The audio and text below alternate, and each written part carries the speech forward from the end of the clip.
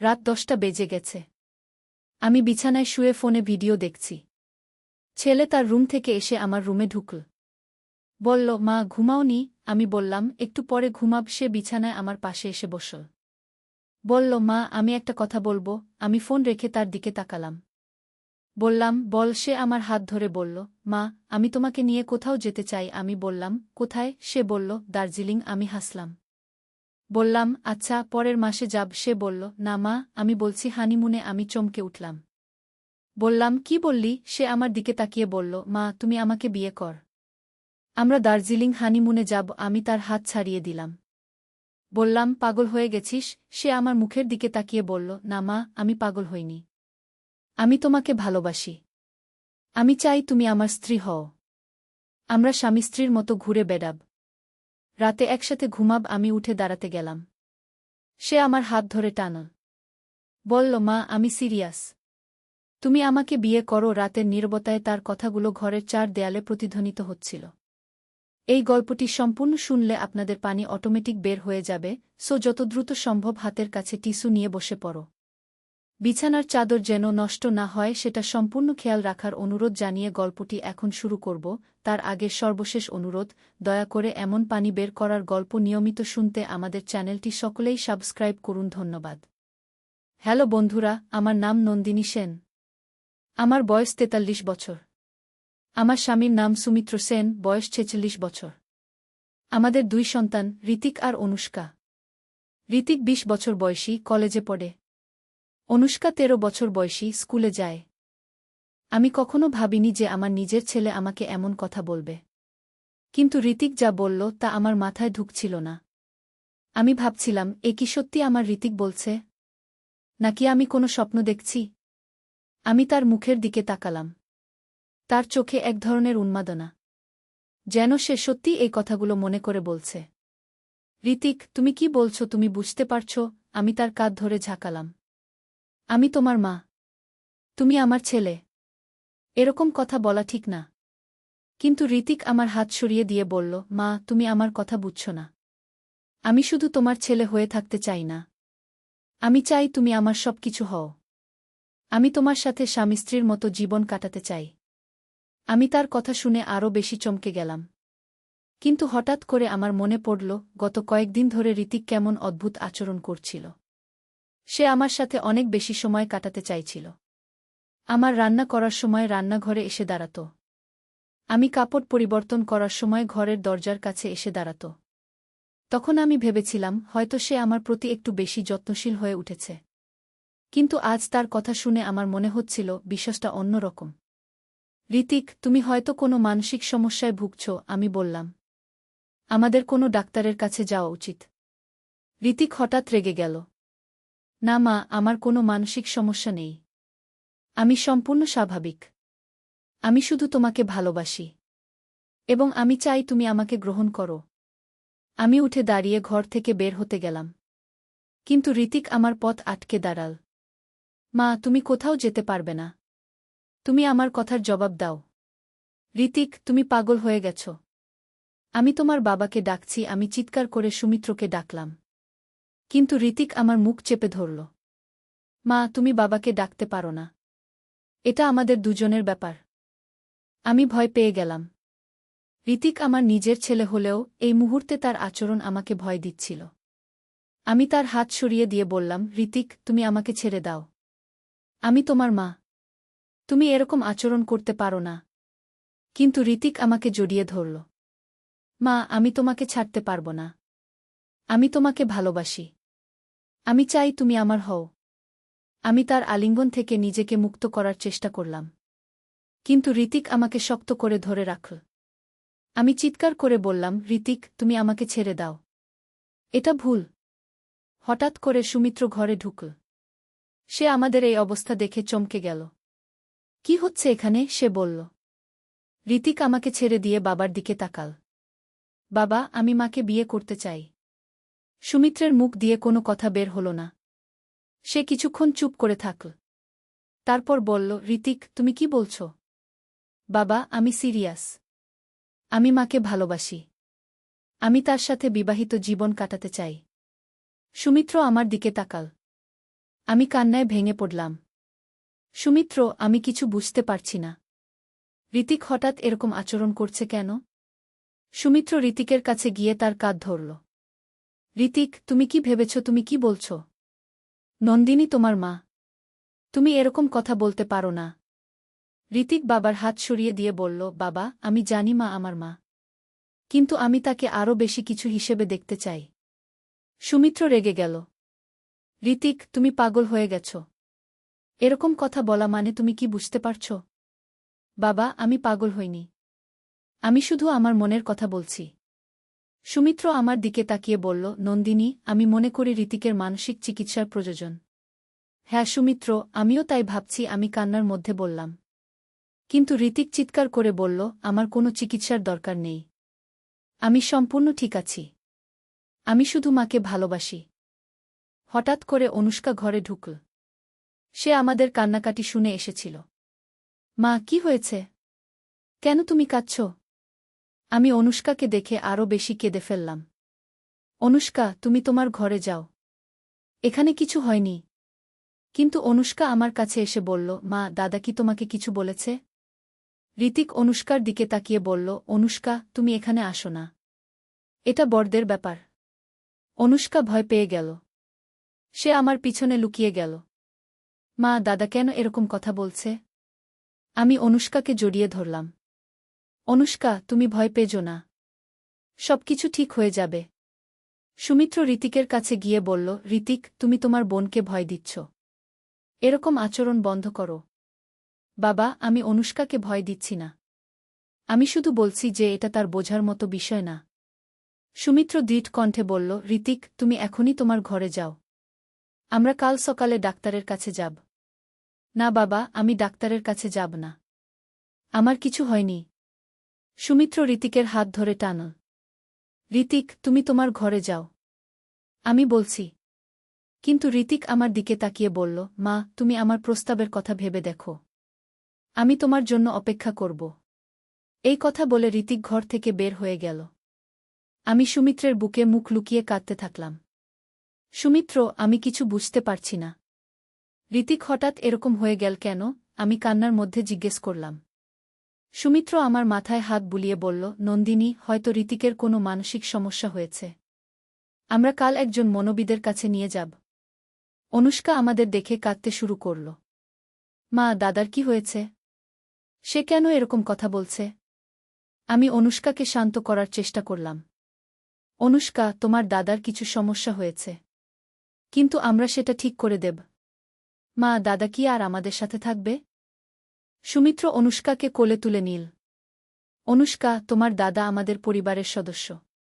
সে আমাদের সাথেই থাকবে। কিন্তু তার চিকিৎসা করাতে হবে। এই রাতটা আমাদের জন্য খুব কষ্টের ছিল।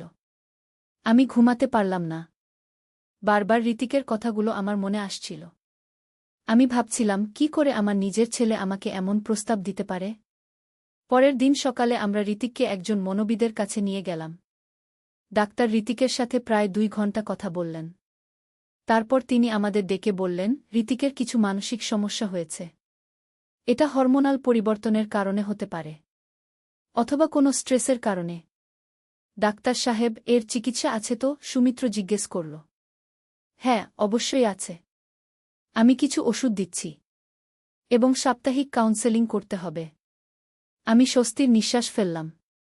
ডাক্তার সাহেব, কতদিনে ভালো হবে? এটা নির্ভর করে ঋতিক কতটা সহযোগিতা করে। সাধারণত 2 থেকে 3 মাসের মধ্যে উন্নতি হয়। আমরা ডাক্তারের পরামর্শ অনুযায়ী ঋতিকের চিকিৎসা শুরু করলাম। প্রথম কয়েক সপ্তাহ খুব কষ্টের ছিল। ঋতিক ওষুধ খেতে চাইত না। সে বারবার আমার কাছে আসত এবং তার আগের কথাই বলত। কিন্তু ধীরে ধীরে পরিবর্তন দেখা গেল। ঋতিকের আচরণ স্বাভাবিক হতে শুরু করল। সে আর আমার কাছে এসে অদ্ভুত কথা বলত না। একদিন ঋতিক আমার কাছে এসে বলল, মা, আমি তোমার কাছে ক্ষমা চাই। আমি কি বলেছিলাম তা আমার মনে নেই। কিন্তু ডাক্তার বলেছেন যে আমি ভুল কিছু বলেছিলাম। আমি ঋতিকের মাথায় হাত বুলিয়ে বললাম, ঋতিক, তুমি আমার ছেলে। তুমি যতই ভুল করো, আমি তোমাকে ক্ষমা করে দেব। ঋতিক আমাকে জড়িয়ে ধরল। কিন্তু এবার তার আলিঙ্গনে কোনো অদ্ভুততা ছিল না। এটা ছিল একটা ছেলের তার মায়ের প্রতি ভালোবাসার প্রকাশ। মা, আমি প্রতিজ্ঞা করছি যে আমি আর কখনো তোমাকে কষ্ট দেব না। আমি কান্নায় ভেঙে পড়লাম। কিন্তু এবার এটা ছিল খুশির কান্না। আমার ঋতিক ফিরে এসেছিল। 3 মাস পর ডাক্তার বললেন যে ঋতিক সম্পূর্ণ ভালো হয়ে গেছে। তিনি বললেন এটা ছিল একটা সাময়িক মানসিক সমস্যা। কিন্তু এখন সব ঠিক। আমরা সবাই খুব খুশি হলাম। ঋতিক আবার আগের মতো হয়ে গেল। সে তার পড়াশোনায় মনোযোগ দিল। বন্ধুদের সাথে আড্ডা দিতে লাগল। আমার সাথে তার আচরণ সম্পূর্ণ স্বাভাবিক হয়ে গেল। কিন্তু এই ঘটনা আমার মনে একটা গভীর প্রভাব ফেল। আমি বুঝলাম যে পরিবারের কোনো সদস্যের মানসিক সমস্যা হলে পুরো পরিবার প্রভাবিত হয়। কিন্তু ধৈর্য এবং ভালোবাসা দিয়ে সব সমস্যার সমাধান সম্ভব। আজ ঋতিক কলেজ পাস করে একটা ভালো চাকরি পেয়েছে। সে একটা মেয়ের সাথে প্রেমে পড়েছে। আমি খুব খুশি যে সে একটা স্বাভাবিক জীবন যাপন করছে। মাঝে মাঝে আমার মনে পড়ে সেই রাতের কথা। কিন্তু আমি সেটা ভুলে যাওয়ার চেষ্টা করি। কারণ এখনকার ঋতিক সেই ঋতিক না। এখনকার ঋতিক আমার প্রিয় ছেলে যে আমাকে মা হিসেবে সম্মান করে এবং ভালোবাসে। অনুষ্কাও বড় হয়ে গেছে। সে এখন হাই স্কুলে পড়ে। সে একটা চালাক এবং বুদ্ধিমতী মেয়ে। আমি আশা করি যে আমাদের পরিবারে আর কখনো এরকম সমস্যা হবে না। সুমিত্রও এই ঘটনার পর আমাদের প্রতি আরও বেশি যত্নবান হয়ে উঠেছে। সে বুঝেছে যে পরিবারের সবার মানসিক স্বাস্থ্য কতটা জরুরি।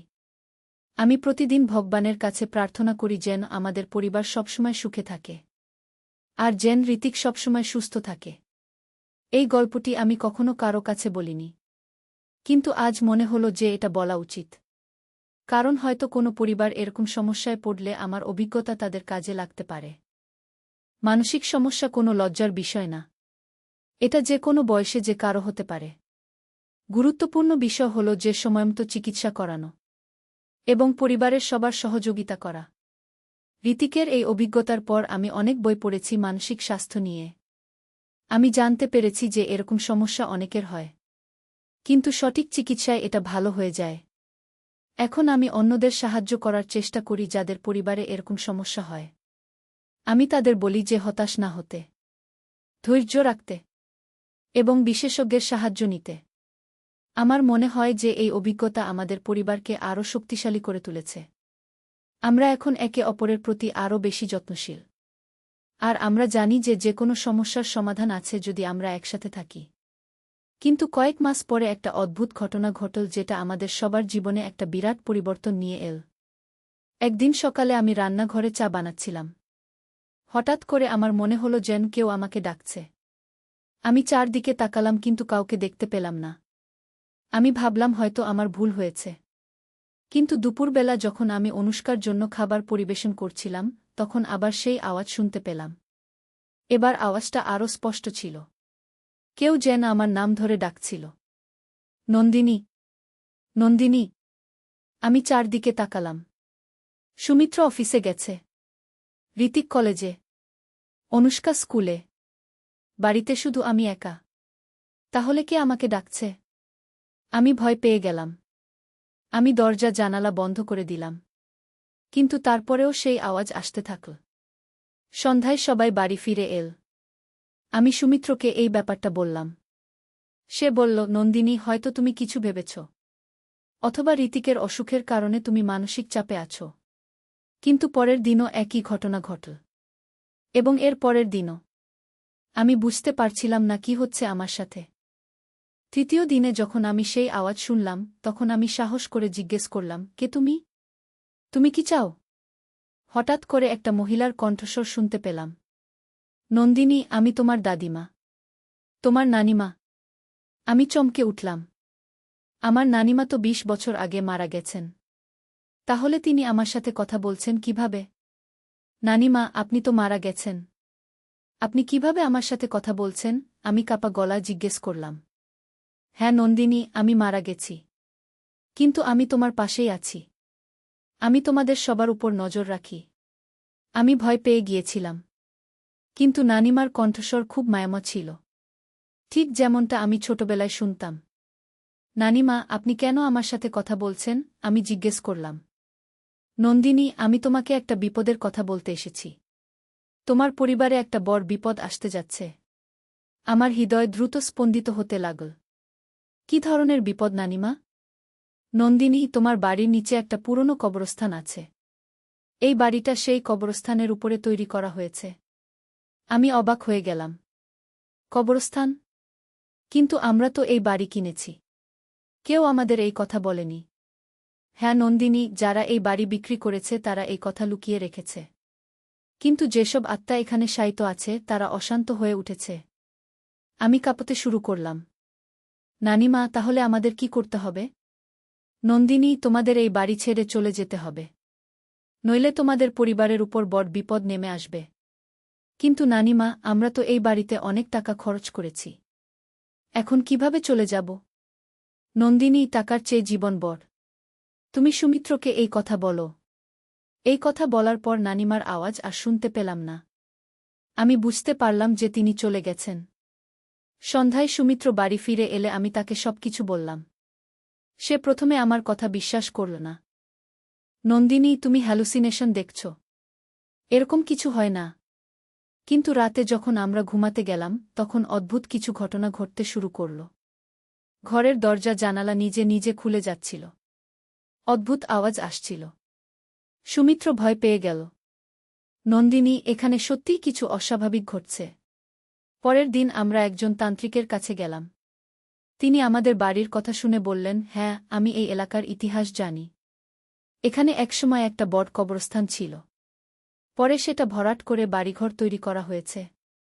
আমি জিজ্ঞেস করলাম, তাহলে আমাদের কি করতে হবে? তান্ত্রিক বললেন, আপনাদের একটা পূজা করাতে হবে। এবং সেই আত্মাদের শান্তি দিতে হবে। তবেই আপনারা নিরাপদ থাকতে পারবেন। আমরা তান্ত্রিকের কথা মতো একটা বড় পূজার আয়োজন করলাম। তিনি বললেন যে এই পূজার মাধ্যমে সেই অশান্ত আত্মারা শান্তি পাবে। পূজার দিন অনেক অদ্ভুত ঘটনা ঘটল। তান্ত্রিক বললেন যে অনেক আত্মা এসেছে পূজায় অংশগ্রহণ করতে। তিনি তাদের সাথে কথা বললেন এবং তাদের শান্তি দিলেন। পূজার পর থেকে বাড়িতে আর কোনো অস্বাভাবিক ঘটনা ঘটেনি। নানিমার আওয়াজও আর শুনতে পাইনি। কয়েক সপ্তাহ পর আমি আবার নানিমার আওয়াজ শুনতে পেলাম। কিন্তু এবার তিনি খুব খুশি লাগছিলেন। নন্দিনী, তুমি খুব ভালো কাজ করেছ। সেই আত্মারা এখন শান্তিতে আছে। তোমাদের আর কোনো বিপদ নেই। নানিমা, আপনি কি এখনও আমাদের সাথে থাকবেন? আমি জিজ্ঞেস করলাম। না নন্দিনী, আমার কাজ শেষ। আমি এখন চলে যাব। কিন্তু মনে রেখো, আমি সবসময় তোমাদের উপর নজর রাখব। যে কোনো বিপদে আমি তোমাদের সাহায্য করব। এই কথা বলে নানিমা চলে গেলেন।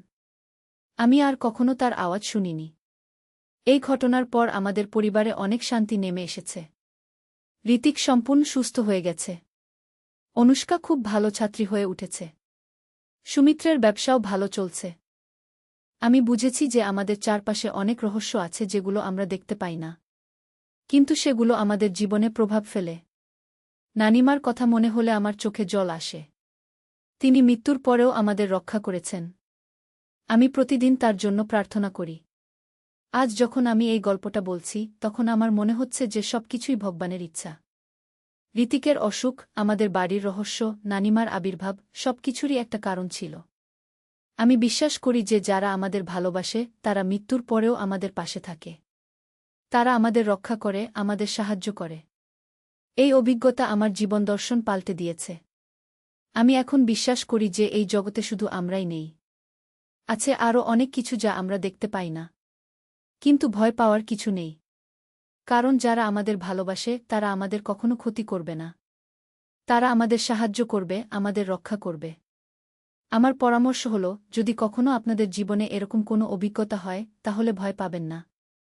বরং বুঝতে চেষ্টা করবেন যে কি বলা হচ্ছে। হয়তো সেটা আপনাদের কোনো কাজে লাগবে। এবং সবচেয়ে গুরুত্বপূর্ণ কথা হল, পরিবারের সাথে সবসময় সত্য কথা বলবেন। লুকোচুরি করবেন না। কারণ একসাথে থাকলে যে কোনো সমস্যার সমাধান সম্ভব। আমাদের পরিবার এখন খুব খুশিতে আছে। আমরা জানি যে আমাদের উপর নানিমার আশীর্বাদ আছে। এবং আমরা বিশ্বাস করি যে ভবিষ্যতেও আমরা সুখে শান্তিতে থাকব। আমার হাতের চুড়ি ভেঙে গেছে। ছেলে বলল নতুন চুড়ি কিনে দেবে। সোনার দোকানে গেলাম। দোকানদার নানান রকম গহনা দেখাচ্ছে। চুড়ি দেখার পর ছেলে বলল, আরও কিছু দেখান। দোকানদার একটা সিঁদুরের কৌটা বের করল। বলল, এটা নতুন কালেকশন। ছেলে সেটা হাতে নিয়ে খুব মনোযোগ দিয়ে দেখল। আমি বললাম, সিঁদুরের কৌটা কেন? ছেলে বলল, সুন্দর তো, কিনে নিয়েই। দোকানদার বলল, আপনার বউয়ের জন্য? আমি সংশোধন করতে যাচ্ছিলাম। ছেলে বলল, হ্যাঁ। আমি অবাক হয়ে তার দিকে তাকালাম। কেনাকাটা শেষে বাড়ি ফিরলাম। ছেলে সিঁদুরের কৌটাটা টেবিলে রাখল। আমি জিজ্ঞেস করলাম, এটা কেন কিনলি? সে আমার 2 হাত ধরে বসাল। মা, আমি এটা তোমার জন্য কিনেছি। আমি বললাম, আমার জন্য কেন? আমার তো সিঁদুর লাগে না। সে বলল, লাগবে মা। আমি তোমাকে বিয়ে করলে লাগবে। আমার মাথা ঘুরে গেল। কি বলছিস তুই? বললাম। সে সিঁদুরের কৌটা খুল। ভেতরে লাল সিঁদুর চকচক করছে। সে বলল, মা, আমি তোমার কপালে এই সিঁদুর পরিয়ে দিতে চাই। তুমি আমার স্ত্রী হও। আমি উঠে দাঁড়াতে গেলাম। সে আমার হাত ধরে রাখল। মা, প্লিজ আমার কথা শোনো। আমি তোমাকে কত ভালোবাসি জানো? তুমি আমার সব কিছু। তোমার সাথে বিয়ে হলে আমার জীবনটা পূর্ণ হয়ে যাবে। তুমি আমার স্ত্রী হলে আমি তোমাকে রানীর মতো রাখব। সিঁদুরের কৌটার দিকে তাকিয়ে রইলাম। লাল রং যেন আমার চোখে জ্বলছিল। ছেলে আমার কপাল স্পর্শ করল। মা, ভাবো একবার। আমি তোমার কপালে সিঁদুর পরিয়ে দিব। তুমি লাল শাড়ি পরবে। আমরা স্বামী স্ত্রী হয়ে থাকব। তার কথা শুনে আমার মনে হলো আমি যেন কোনো স্বপ্ন দেখছি। আয়নার সামনে দাঁড়িয়ে নিজেকে দেখলাম। মনে হলো আমি নতুন বধূ। ছেলে আমার পিছনে দাঁড়িয়ে বলল, মা, তুমি এখনো অনেক সুন্দর। তোমার সাথে আমার বয়সের পার্থক্য খুবই কম। সমাজে এরকম অনেক বিয়ে হয়। তুমি আমাকে হ্যাঁ বলো। তার কণ্ঠস্বরে এমন আকুতি যে মনে হলো সে সত্যিই আমাকে গভীরভাবে ভালোবাসে। সিঁদুরের কৌটা হাতে নিয়ে ভাবতে লাগলাম। এই গল্পটি সম্পূর্ণ শুনলে আপনাদের পানি অটোমেটিক বের হয়ে যাবে, সো যত দ্রুত সম্ভব হাতের কাছে টিস্যু নিয়ে বসে পড়ো। বিছানার চাদর যেন নষ্ট না হয় সেটা সম্পূর্ণ খেয়াল রাখার অনুরোধ জানিয়ে গল্পটি এখন শুরু করব। তার আগে সর্বশেষ অনুরোধ, দয়া করে এমন পানি বের করার গল্প নিয়মিত শুনতে আমাদের চ্যানেলটি সকলেই সাবস্ক্রাইব করুন। ধন্যবাদ। হ্যালো বন্ধুরা, আমার নাম সীমা দাস। আমার বয়স 39 বছর। আমার স্বামীর নাম রবিন দাস, বয়স 52 বছর। আমাদের 2 সন্তান, রাহুল আর তানিয়া। রাহুল 21 বছর বয়সী, ইউনিভার্সিটিতে পড়ে। তানিয়া 14 বছর বয়সী, হাই স্কুলে যায়। আমার এই গল্পটা শুরু হয়েছিল গত মাসের একটা সকালে। সে দিনটা ছিল বৃহস্পতিবার। আমি যথারীতি সকালের নাস্তা তৈরি করছিলাম। হঠাৎ রাহুল এসে আমার কাছে দাঁড়াল। ওর মুখে একটা অদ্ভুত ভাব। আমি জিজ্ঞেস করলাম, কি ব্যাপার রাহুল? কেমন যেন দেখাচ্ছে তোকে? রাহুল বলল, মা, আমার একটা খুব গুরুত্বপূর্ণ কথা আছে। তুমি একটু সময় দিবে? আমি চুলায় গ্যাস বন্ধ করে ওর দিকে ফিরলাম। বল, কি বলবি? রাহুল একটু কাছে এসে বলল, মা, আমি তোমাকে কিছু জিজ্ঞেস করব। তুমি রাগ করবি না তো? আমি হাসলাম, আরে পাগল, মায়ের কাছে এভাবে কথা বলতে হয়? বল, কি জানতে চাস? রাহুল আমার হাতটা ধরল। মা, তুমি কি কখনো ভেবেছ যে আমরা দুজন একসাথে কোথাও বেড়াতে যাব? মানে শুধু আমরা দুজন? আমি একটু অবাক হলাম। মানে? বাবা আর তানিয়া থাকবে না? রাহুল মাথা নাড়ল, না মা, শুধু আমরা দুজন। যেমন স্বামী স্ত্রীরা হানিমুনে যায় সেরকম। আমার মাথায় যেন বজ্রপাত হল। রাহুল, তুই কি বলছিস? পাগল হয়ে গেছিস নাকি? রাহুল আমার হাত আরও শক্ত করে ধরল। মা, আমি পাগল হইনি। আমি তোমাকে সত্যি বলছি। আমি তোমার প্রেমে পড়েছি। তোমাকে আমার স্ত্রী হিসেবে চাই। আমি ওর হাত ঝেড়ে ফেলে দিয়ে পিছিয়ে গেলাম। রাহুল, তুই আমার ছেলে। তুই কি বলছিস জানিস? এরকম কথা বলা পাপ। রাহুল আমার দিকে এগিয়ে এল। মা, আমি জানি এটা শুনতে অদ্ভুত লাগছে। কিন্তু আমার মন থেকে এই কথাটা বের করতে পারছি না। রাত্রে ঘুমাতে পারি না। সারাক্ষণ তোমার কথা ভাবি। আমি রান্নাঘর থেকে বেরিয়ে বসার ঘরে গেলাম। রাহুল আমার পিছু নিল। মা, আমার কথা একটু ভাবনা কর। আমি সোফায় বসে পড়লাম। মাথাটা ঝিমঝিম করছিল। রাহুল আমার সামনে হাঁটু গেড়ে বসল। মা, আমি তোমাকে খুব ভালোবাসি। তুমিই আমার জীবনের সবচেয়ে প্রিয় মানুষ। আমি ওর মুখের দিকে তাকালাম। ওর চোখে এমন আকুতি যে মনে হচ্ছিল ও সত্যিই কষ্ট পাচ্ছে। রাহুল, তুই তো আমার সন্তান। আমি তোর মা। এরকম কথা ভাবতেও নেই। রাহুল বলল, মা, আমি জানি এটা সাধারণ নয়। কিন্তু আমার হৃদয় তোমাকেই চায়। তুমি এত সুন্দর, এত যত্নশীল। তোমার মতো স্ত্রী পেলে আমি পৃথিবীর সবচেয়ে খুশি মানুষ হব। আমি উঠে দাঁড়ালাম। রাহুল, তুই এখনই এসব ভুলে যা। এটা ঠিক নয়। রাহুল আমার পা ধরে ফেল। মা, আমাকে একটা সুযোগ দাও। তুমি একবার ভেবে দেখো, আমরা যদি একসাথে থাকি তাহলে তুমি কখনো দুঃখ পাবি না। আমি তোমাকে সারা জীবন খুশি রাখব। আমার চোখে পানি এসে গেল। রাহুল, উঠ। এভাবে পা ধরিস না। তুই আমার ছেলে। রাহুল উঠে দাঁড়াল এবং আমার কাঁধে হাত রাখল। মা, আমি তোমার ছেলে হয়ে জন্মেছি, এটা সত্যি। কিন্তু আমার মন তোমাকে স্ত্রী হিসেবে চায়। এটাও সত্যি। ঠিক সেই মুহূর্তে তানিয়া স্কুল থেকে ফিরে এল। ও আমাদের দেখে বলল, কি ব্যাপার? তোমরা এরকম দাঁড়িয়ে কি করছ? আমি তাড়াতাড়ি চোখ মুছে ফেললাম। কিছু না মা, তোর দাদা আমার সাথে কথা বলছিল। তানিয়া ব্যাগ রেখে পানি খেতে গেল। রাহুল আমার কানের কাছে ফিসফিস করে বলল, মা, আমি তোমাকে চাপ দিচ্ছি না। তুমি ভেবে দেখো। আমি অপেক্ষা করব। এই বলে ও নিজের রুমে চলে গেল। আমি একা বসে রইলাম।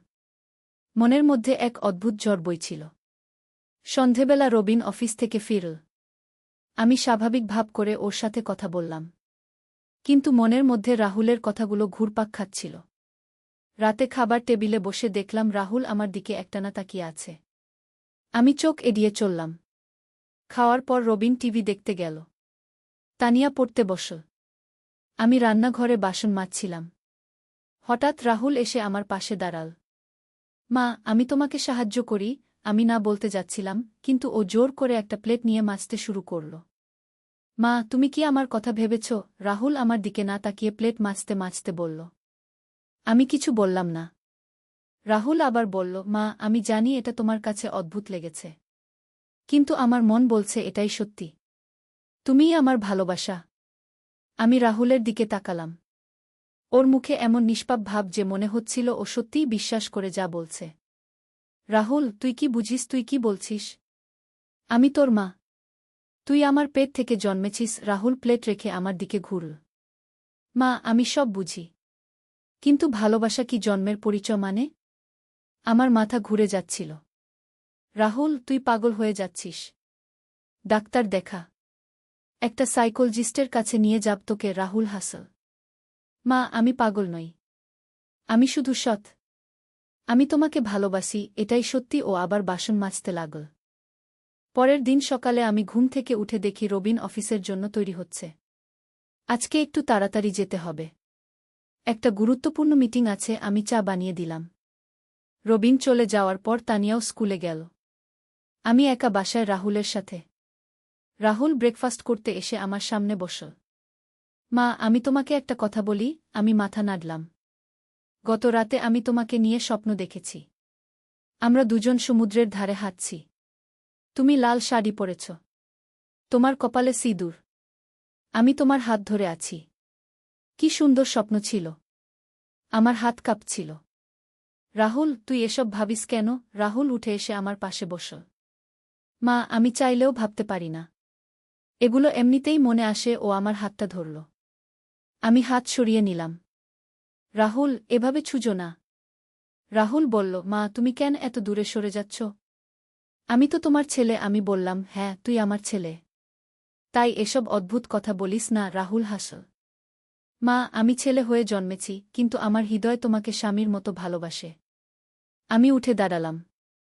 আমি এসব শুনতে চাই না। রাহুল আমার পিছনে এল। মা, তুমি দৌড়ে কোথায় যাবে? আমি তো তোমার সাথেই থাকব। তুমি আমার কথা ভেবে দেখো না কেন? আমি রান্নাঘরে গিয়ে রান্নার কাজে ব্যস্ত হয়ে পড়লাম। রাহুল রান্নাঘরে এসে দাঁড়াল। মা, আমি তোমাকে একটা প্রস্তাব দিই। তুমি একদিনের জন্য আমাকে তোমার স্বামী ভাবো। দেখো কেমন লাগে। আমি ওর দিকে ঘুরে তাকালাম। রাহুল, তুই সত্যিই পাগল হয়ে গেছিস। রাহুল কাছে এসে বলল, মা, আমি পাগল নই। আমি তোমাকে খুব ভালোবাসি। তুমি যদি একবার আমার কথা ভেবে দেখো তাহলে বুঝবে আমি কত সত্যি। ও আমার কাঁধে হাত রাখল। আমি কাঁপতে লাগলাম। রাহুল, আমাকে ছুঁজো না। রাহুল হাত সরিয়ে নিল। ঠিক আছে মা, আমি তোমাকে জোর করব না। কিন্তু আমার ভালোবাসা তোমার জন্য অপেক্ষা করবে। এই বলে ও চলে গেল। আমি একা রান্নাঘরে দাঁড়িয়ে রইলাম। মনে হচ্ছিল যেন আমি কোনো অদ্ভুত স্বপ্নের মধ্যে আছি। দুপুরে খাওয়ার সময় রাহুল আমার পাশে বসতে চাইল। আমি না করলাম। ও বলল, মা, আমি কি তোমার পাশে বসতে পারি না? আমি বললাম, বস, কিন্তু কোনো অদ্ভুত কথা বলিস না। রাহুল বসল এবং চুপচাপ খেতে লাগল। হঠাৎ ও বলল, মা, তুমি কি জান তুমি খুব সুন্দর? আমি ওর দিকে তাকালাম। রাহুল হাসল। মা, এটা তো সত্যি কথা। তুমি এখনো খুব সুন্দর। তোমার বয়স বেশি মনে হয় না। আমি খাওয়া বন্ধ করে ওর দিকে তাকালাম। রাহুল, তুই কেন এসব কথা বলিস? রাহুল বলল, মা, আমি যা দেখি তাই বলি। তুমি সত্যিই সুন্দর। তোমার চোখ, তোমার হাসি, সব কিছুই সুন্দর। আমার মুখ লাল হয়ে গেল। রাহুল, এভাবে কথা বলা ঠিক নয়। রাহুল বলল, কেন ঠিক নয়? আমি তো মিথ্যে বলছি না। খাওয়ার পর আমি রুমে গিয়ে শুয়ে পড়লাম। মনে অনেক চিন্তা। হঠাৎ রাহুল এসে রুমে ঢুকল। মা, তুমি শুয়ে আছ কেন? অসুস্থ, আমি বললাম। না, একটু মাথা ব্যথা। রাহুল এসে আমার মাথার কাছে বসল। আমি তোমার মাথা টিপে দিই? আমি না বলতে যাচ্ছিলাম, কিন্তু সত্যিই মাথা ব্যথা করছিল। রাহুল আমার মাথায় হাত দিয়ে আস্তে আস্তে টিপতে লাগল। মা, কেমন লাগছে? আমি চোখ বন্ধ করে বললাম, ভালো। রাহুল বলল, মা, আমি তোমার যত্ন নিতে পারি। তুমি যদি আমার স্ত্রী হও, তাহলে আমি সারা জীবন তোমার সেবা করব। আমি চোখ খুলে ওর দিকে তাকালাম। রাহুল, তুই আবার সেই কথা শুরু করলি। রাহুল মাথা টিপতে টিপতে বলল, মা, আমি এই কথা ভুলতে পারি না। তুমি আমার জীবনের সবচেয়ে গুরুত্বপূর্ণ মানুষ। ওর হাতের স্পর্শে আমার মাথার ব্যথা কমে যাচ্ছিল। মা, তুমি কি জান আমি রাত্রে ঘুমাতে পারি না? সারাক্ষণ তোমার কথা ভাবি। তুমি কি খাচ্ছ, কি করছো, খুশি আছ কিনা? আমি বললাম, রাহুল, তুই একটা মেয়ে বন্ধু বানা। তাহলে এসব ভাবনা মন থেকে চলে যাবে। রাহুল হাসল। মা, আমার তো মেয়ে বন্ধু আছে। কলেজে অনেক মেয়ে আমাকে পছন্দ করে। কিন্তু আমি কাউকে পছন্দ করি না। কারণ আমার হৃদয়ে শুধু তুমি। আমি ওর হাত সরিয়ে দিলাম। রাহুল, উঠ। আমি ঘুমাতে চাই। রাহুল উঠে দাঁড়াল। ঠিক আছে মা। তুমি ভালো করে ঘুমাও। আমি তানিয়াকে স্কুল থেকে নিয়ে আসব। এই বলে ও চলে গেল। আমি একা শুয়ে ভাবতে লাগলাম। রাহুল কি সত্যিই আমাকে ভালোবাসে? এটা কি সম্ভব? বিকেলে তানিয়া স্কুল থেকে ফিরে এল। রাহুল ওকে নিয়ে এসেছিল। তানিয়া আমার কাছে এসে বলল, মা, দাদা আজকে আমাকে আইসক্রিম কিনে দিয়েছে। আমি রাহুলের দিকে তাকালাম। ও হাসছিল। মা, তানিয়ার মন খুশি রাখতে হবে তো। সন্ধেবেলা রবিন অফিস থেকে ফিরল। রাতে খাবার টেবিলে বসে রবিন বলল, আগামী সপ্তাহে আমাকে চট্টগ্রাম যেতে হবে। 3 দিনের জন্য। আমি বললাম, অফিসের কাজে? রবিন মাথা নাড়ল। হ্যাঁ, একটা প্রজেক্টের কাজ। রাহুল হঠাৎ বলল, বাবা, আমিও কি যেতে পারি? ছুটির দিন তো। রবিন বলল, না বাবা, অফিসের কাজ। তুমি মায়ের সাথে বাড়িতে থাক। রাহুল আমার দিকে একটা অদ্ভুত চাহনি দিল। আমি মনে মনে কাঁপলাম। খাওয়ার পর রবিন টিভি দেখতে গেল। তানিয়া পড়াশোনায় ব্যস্ত। আমি রান্নাঘরে গিয়ে বাসন মাজছিলাম। রাহুল এসে আমার কাছে দাঁড়াল। মা, বাবা চলে গেলে আমরা দুজন একা থাকব। আমি তাড়াতাড়ি বললাম, তানিয়াও তো থাকবে। রাহুল বলল, তানিয়া তো স্কুলে যাবে। দিনের বেলায় আমরা দুজন একা থাকব। ওর কণ্ঠে এক ধরনের উত্তেজনা। আমি বললাম, রাহুল, তুই কলেজে যাবি না কেন? রাহুল বলল, ছুটির দিন মা। আমি তোমার সাথে থাকব। আমার হাত কাঁপছিল। রাহুল, তুই তোর বন্ধুদের সাথে কোথাও ঘুরতে যা। আমি একা থাকতে পারব। রাহুল কাছে এসে বলল, মা, আমি তোমাকে একা রাখতে চাই না। আমি তোমার যত্ন নিতে চাই। পরের দিন রবিন চট্টগ্রামের উদ্দেশ্যে রওনা হল। আমি আর রাহুল ওকে স্টেশনে পৌঁছে দিলাম। ফেরার পথে রাহুল বলল, মা, আমরা একটু কোথাও ঘুরে যাই? আমি বললাম, না, বাড়ি চল। রাহুল বলল, মা, তুমি আমার সাথে একটু সময় কাটাও না। আমি ওর দিকে তাকালাম। ওর চোখে এমন আকুতি যে না বলতে পারলাম না। ঠিক আছে, পার্কে একটু বসি। আমরা লেকের পাশের একটা বেঞ্চে বসলাম। রাহুল বলল, মা, কত সুন্দর জায়গা। আমাদের এখানে এসে ভালো লাগছে। মা, আমি কি তোমার হাত ধরতে পারি? রাহুল আমার দিকে তাকিয়ে বলল। আমি বললাম, কেন? রাহুল বলল, কারণ আমি তোমাকে ভালোবাসি। আমি হাত সরিয়ে নিলাম। রাহুল, এসব কথা বন্ধ কর। রাহুল বলল, মা, তুমি কেন আমার ভালোবাসা মানতে চাও না? আমি তো তোমার কোনো ক্ষতি করি না। আমি উঠে দাঁড়ালাম। চল বাড়ি যাই। রাহুল আমার পিছু নিল। মা, তুমি কেন আমার কাছ থেকে দৌড়ে যাচ্ছ? বাড়ি ফিরে আমি রুমে গিয়ে দরজা বন্ধ করে দিলাম। কিন্তু মনে হচ্ছিল যেন কোনো নিরাপদ জায়গা নেই। দুপুরে খাওয়ার সময় রাহুল আমার খুব কাছে বসতে চাইল। আমি দূরে বসলাম। রাহুল বলল, মা তুমি আমার থেকে দূরে কেন বসছ? রাহুল, তুই স্বাভাবিকভাবে খা, আমি বললাম। রাহুল বলল, মা আমি তোমাকে খাওয়াতে চাই। আমি চমকে উঠলাম। কি? রাহুল হাসল। স্বামীরা তো স্ত্রীদের খাওয়ায়। আমিও তোমাকে খাওয়াতে চাই। আমি রেগে গেলাম। রাহুল, তুই আমার ছেলে। স্বামীর কথা বলিস কেন? রাহুল শান্তভাবে বলল, মা আমি জানি আমি তোমার ছেলে। কিন্তু আমার হৃদয় তোমাকে স্ত্রী হিসেবে দেখে ও উঠে আমার পাশে এসে বসল। মা তুমি আমার হাত থেকে একটা গ্রাস খাও। রাহুল একটা গ্রাস বানিয়ে আমার মুখের কাছে নিয়ে এল। আমি মাথা সরিয়ে নিলাম। না, আমি নিজেই খেতে পারি। রাহুল বলল, মা প্লিজ, আমাকে একটু খুশি করো। ওর চোখে এমন আকুতি যে আমি না বলতে পারলাম না। আমি মুখ খুললাম। রাহুল আস্তে করে আমার মুখে গ্রাসটা দিল। কেমন লাগছে মা? আমি কিছু বললাম না। রাহুল খুব খুশি হল। মা আমি তোমাকে সারা জীবন এভাবে খাওয়াতে চাই। খাওয়ার পর আমি রুমে গিয়ে শুয়ে পড়লাম। মনটা খুব খারাপ। হঠাৎ শুনলাম দরজায় নক। রাহুলের গলা, মা দরজা খোল। আমি উঠে দরজা খুললাম। রাহুল এসে আমার বিছানায় বসল। মা তুমি দুঃখী কেন? রাহুল, তুই আমাকে কষ্ট দিচ্ছিস। আমি বললাম। রাহুল আমার হাত ধরল। মা আমি তোমাকে কষ্ট দিতে চাই না।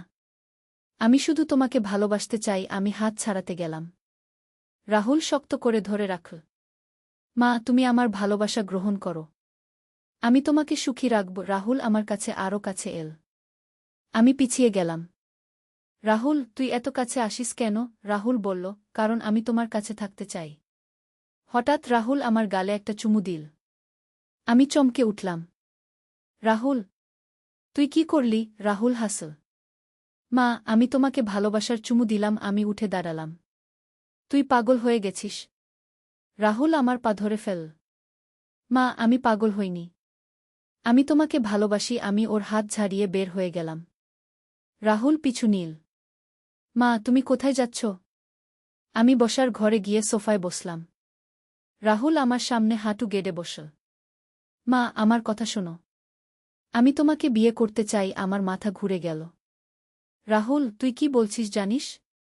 রাহুল বলল, মা আমি সব জানি। আমি তোমাকে সিঁদুর পরিয়ে দিতে চাই। তুমি আমার স্ত্রী হও। ও পকেট থেকে সেই সিঁদুরের কৌটা বের করল। আমার চোখ বড় হয়ে গেল। এটা কোথা ছিল? রাহুল বলল, আমি লুকিয়ে রেখেছিলাম। ও কৌটা খুল। ভেতরে লাল সিঁদুর চকচক করছে। মা আমি তোমার কপালে এই সিঁদুর দিতে চাই। আমি পিছিয়ে গেলাম। না রাহুল, এটা ঠিক নয়। রাহুল উঠে দাঁড়াল। মা কেন ঠিক নয়? আমি তোমাকে ভালোবাসি। তুমি আমাকে ভালোবাসো। আমরা একসাথে সুখী হতে পারি। ও আমার দিকে এগিয়ে এল। আমি আরও পিছিয়ে গেলাম। রাহুল তুই আমার ছেলে। আমি তোর মা। এটা কখনো সম্ভব নয়। আমি বললাম। রাহুল বলল, মা সব কিছুই সম্ভব। প্রেমের কাছে কোনো বাধা বড় নয়। ও সিঁদুরের কৌটা আমার দিকে বাড়িয়ে দিল। ঠিক সেই মুহূর্তে দরজার কাছ থেকে একটা আওয়াজ এল। মা দাদা তোমরা কি করছো? তানিয়া স্কুল থেকে ফিরে এসেছে।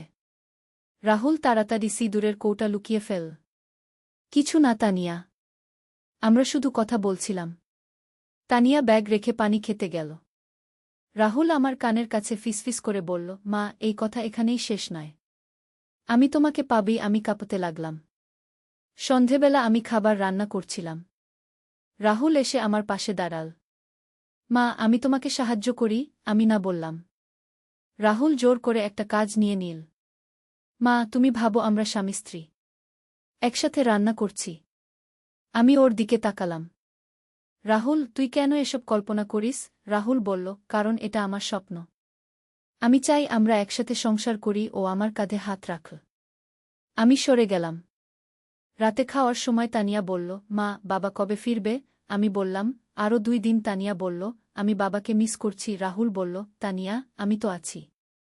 আমি তোমার দেখাশোনা করছি। খাওয়ার পর তানিয়া পড়তে বসল। আমি রান্নাঘরে বাসন মাজতে গেলাম। রাহুল এসে আমার সাহায্য করতে চাইল। মা আমি প্লেট মুছে দিই। আমি রাজি হলাম। আমরা চুপচাপ কাজ করছিলাম। হঠাৎ রাহুল বলল, মা তুমি কি জান আমি তোমাকে কতটা ভালোবাসি? আমি কিছু বললাম না। রাহুল আবার বলল, আমি তোমার জন্য যে কোনো কিছু করতে পারি। আমি তাকালাম। রাহুল, তুই আমাকে স্বাভাবিকভাবে দেখ। রাহুল বলল, মা, আমি তোমাকে স্বাভাবিকভাবেই দেখি। তুমি আমার প্রিয় মানুষ। ও আস্তে করে আমার হাতে হাত রাখল। আমি হাত সরিয়ে নিলাম। রাহুল, না। রাহুল কাছে এল। মা, আমি তোমার কাছে একটা অনুরোধ আছে। আমি বললাম, কি? রাহুল বলল, আজ রাতে আমি তোমার রুমে ঘুমাতে পারি? আমি চমকে উঠলাম। কেন? রাহুল বলল, কারণ বাবা নেই। আমি তোমাকে একা রাখতে চাই না। আমি বললাম, তানিয়া আছে তো? রাহুল বলল, তানিয়া ছোট। আমি তোমার রক্ষা করতে চাই। আমি ভাবলাম, একা ঘুমাতে ভয় লাগছিল। ঠিক আছে, কিন্তু তুই মেঝেতে ঘুমাবি। আমি বললাম। রাহুল খুশি হয়ে গেল। হ্যাঁ মা, আমি মেঝেতে ঘুমাব। রাতে রাহুল একটা চাদর নিয়ে আমার রুমে এল। আমি বিছানা শুলাম। রাহুল মেঝেতে শুয়ে পড়ল। কিছুক্ষণ পর রাহুল বলল, মা, তুমি ঘুমিয়ে গেছ? আমি বললাম, না। রাহুল বলল, মা, আমি তোমার কাছে আসতে পারি? আমি বললাম, কেন? রাহুল বলল, মেঝে শক্ত। আমার শরীর ব্যথা হচ্ছে। আমি কিছুক্ষণ ভাবলাম। তারপর বললাম, ঠিক আছে, কিন্তু দূরে থাকবি। রাহুল উঠে বিছানায় এল। আমি এক পাশে সরে গেলাম। রাহুল অপর পাশে শুয়ে পড়ল। ধন্যবাদ মা। রাতের মাঝে আমি ঘুম থেকে উঠলাম। দেখলাম রাহুল আমার খুব কাছে এসে গেছে। ওর একটা হাত আমার কোমরে। আমি সরে যেতে গেলাম। রাহুল জেগে উঠল। মা, কি হয়েছে? আমি বললাম, তুই আমার খুব কাছে এসে গেছিস। রাহুল বলল, সরি মা। ঘুমের মধ্যে হয়ে গেছে। কিন্তু ও হাত সরাল না। আমি ওর হাত সরিয়ে দিলাম। রাহুল আবার কাছে এল। মা, আমি তোমাকে কাছে পেতে চাই। আমি উঠে বসলাম। রাহুল, তুই মেঝেতে যা। রাহুল বলল, মা প্লিজ, আমি শুধু তোমার কাছে থাকতে চাই। আমি শক্ত হয়ে বললাম, না। রাহুল মন খারাপ করে মেঝেতে চলে গেল। পরের দিন সকালে আমি ঘুম থেকে উঠে দেখি রাহুল নেই। আমি রান্নাঘরে গিয়ে দেখি ও নাস্তা বানিয়ে রেখেছে। একটা চিঠি রেখেছে। লেখা, প্রিয় মা, তোমার জন্য নাস্তা বানিয়ে রেখেছি। আমি তোমাকে ভীষণ ভালোবাসি। তোমার স্বামী রাহুল। আমার হাত কাঁপল।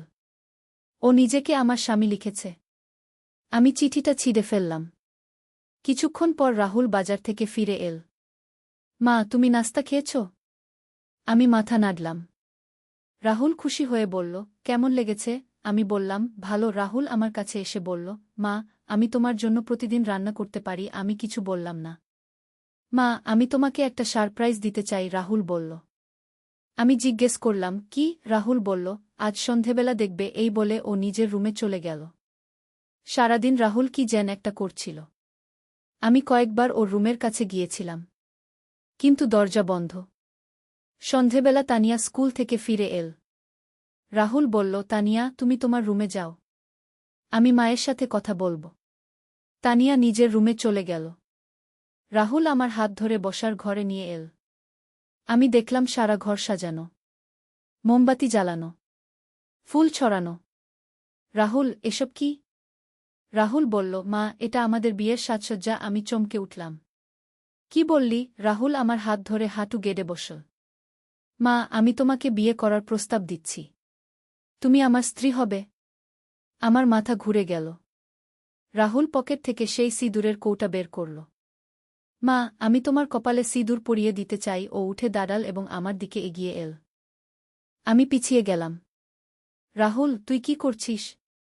এসব সব সরিয়ে ফেল। রাহুল বলল, না মা, আজ আমি তোমাকে আমার করে নেব। ও আমার হাত ধরে টানল। আমি হাত ছাড়াতে চেষ্টা করলাম। মা, তুমি আমার কাছ থেকে পালিয়ে কোথায় যাবে? আমি তোমাকে ছাড়ব না। রাহুল আমাকে জড়িয়ে ধরল। আমি চিৎকার করতে যাচ্ছিলাম। হঠাৎ দরজার বেল বাজল। আমরা দুজনেই চমকে উঠলাম। রাহুল আমাকে ছেড়ে দিল। আমি দরজার কাছে গিয়ে দেখলাম রবিন দাঁড়িয়ে। আমি তাড়াতাড়ি দরজা খুললাম। তুমি এত তাড়াতাড়ি ফিরলে? রবিন বলল, কাজ তাড়াতাড়ি শেষ হয়ে গেছে। তানিয়া কোথায়? আমি বললাম, ও নিজের রুমে। রবিন বসার ঘরে এসে দেখল সাজসজ্জা। এসব কি? রাহুল তাড়াতাড়ি বলল, বাবা, আমি একটা পার্টি করার প্রস্তুতি নিচ্ছিলাম। তোমার ফেরার খুশিতে। রবিন হাসল। এত কিছুর দরকার ছিল না। রবিনের সামনে রাহুল সব সরিয়ে ফেল। কিন্তু আমি জানি এটা শেষ নয়। রাহুলের চোখে এখনও সেই আগুন জ্বলছে। ও আমাকে ছাড়বে না। কদিন পর একটা অদ্ভুত ঘটনা ঘটল। আমি সকালে ঘুম থেকে উঠে দেখি আমার ড্রেসিং টেবিলে একটা চিঠি। খুলে পড়লাম। লেখা, প্রিয় স্ত্রী, আমি তোমার জন্য অপেক্ষা করছি। শীঘ্রই আমরা একসাথে হব। তোমার স্বামী গু। আমার গা শিউরে উঠল। এটা রাহুলের হাতের লেখা। কিন্তু ও কখন এটা রেখে গেল? আমি চিঠিটা লুকিয়ে রাখলাম। সেদিন দুপুরে রাহুল আমার কাছে এসে বলল, মা, আমি তোমার জন্য কিছু কিনে এনেছি। ও একটা প্যাকেট দিল। খুলে দেখি একটা লাল শাড়ি। এটা কেন কিনলি? আমি জিজ্ঞেস করলাম। রাহুল বলল, মা, তুমি এই শাড়ি পরে দেখো। তোমাকে খুব সুন্দর লাগবে। আমি শাড়িটা ওর হাতে ফিরিয়ে দিলাম। আমার দরকার নেই, রাহুল বলল। মা, প্লিজ একবার পরে দেখো। আমি রাজি হলাম না। রাহুল শাড়িটা আমার বিছানা রেখে দিল। মা, যখন ইচ্ছে পরে দেখো, এই বলে ও চলে গেল। সারাদিন শাড়িটা আমার চোখের সামনে ছিল।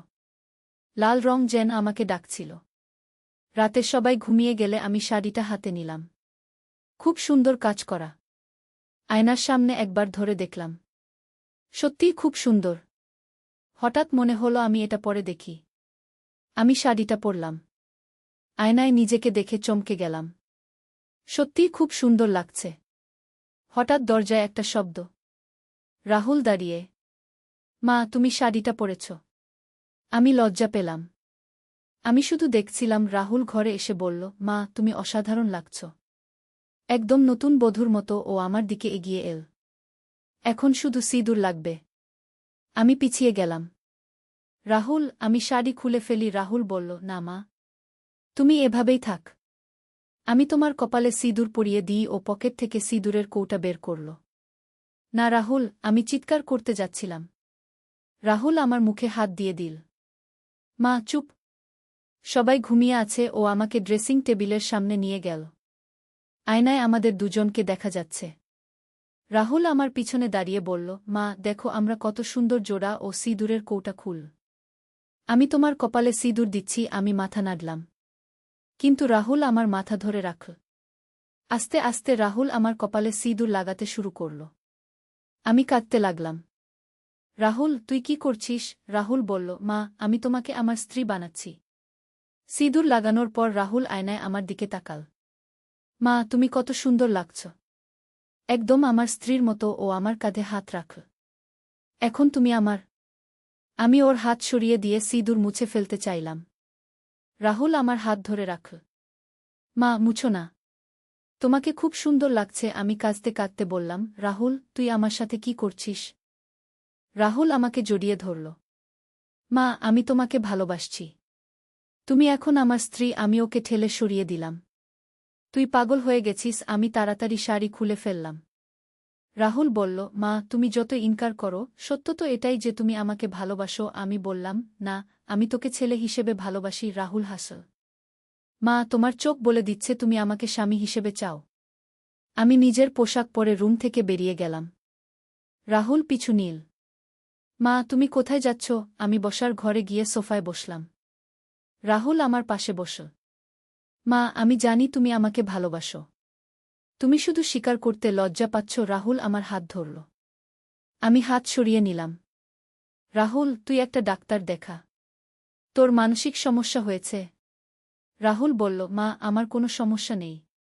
আমি শুধু তোমাকে ভালোবাসি। ও আমার কাছে আরও কাছে এল। তুমি আমার ভালোবাসা গ্রহণ করো। আমি উঠে দাঁড়ালাম। আমি ঘুমাতে যাচ্ছি।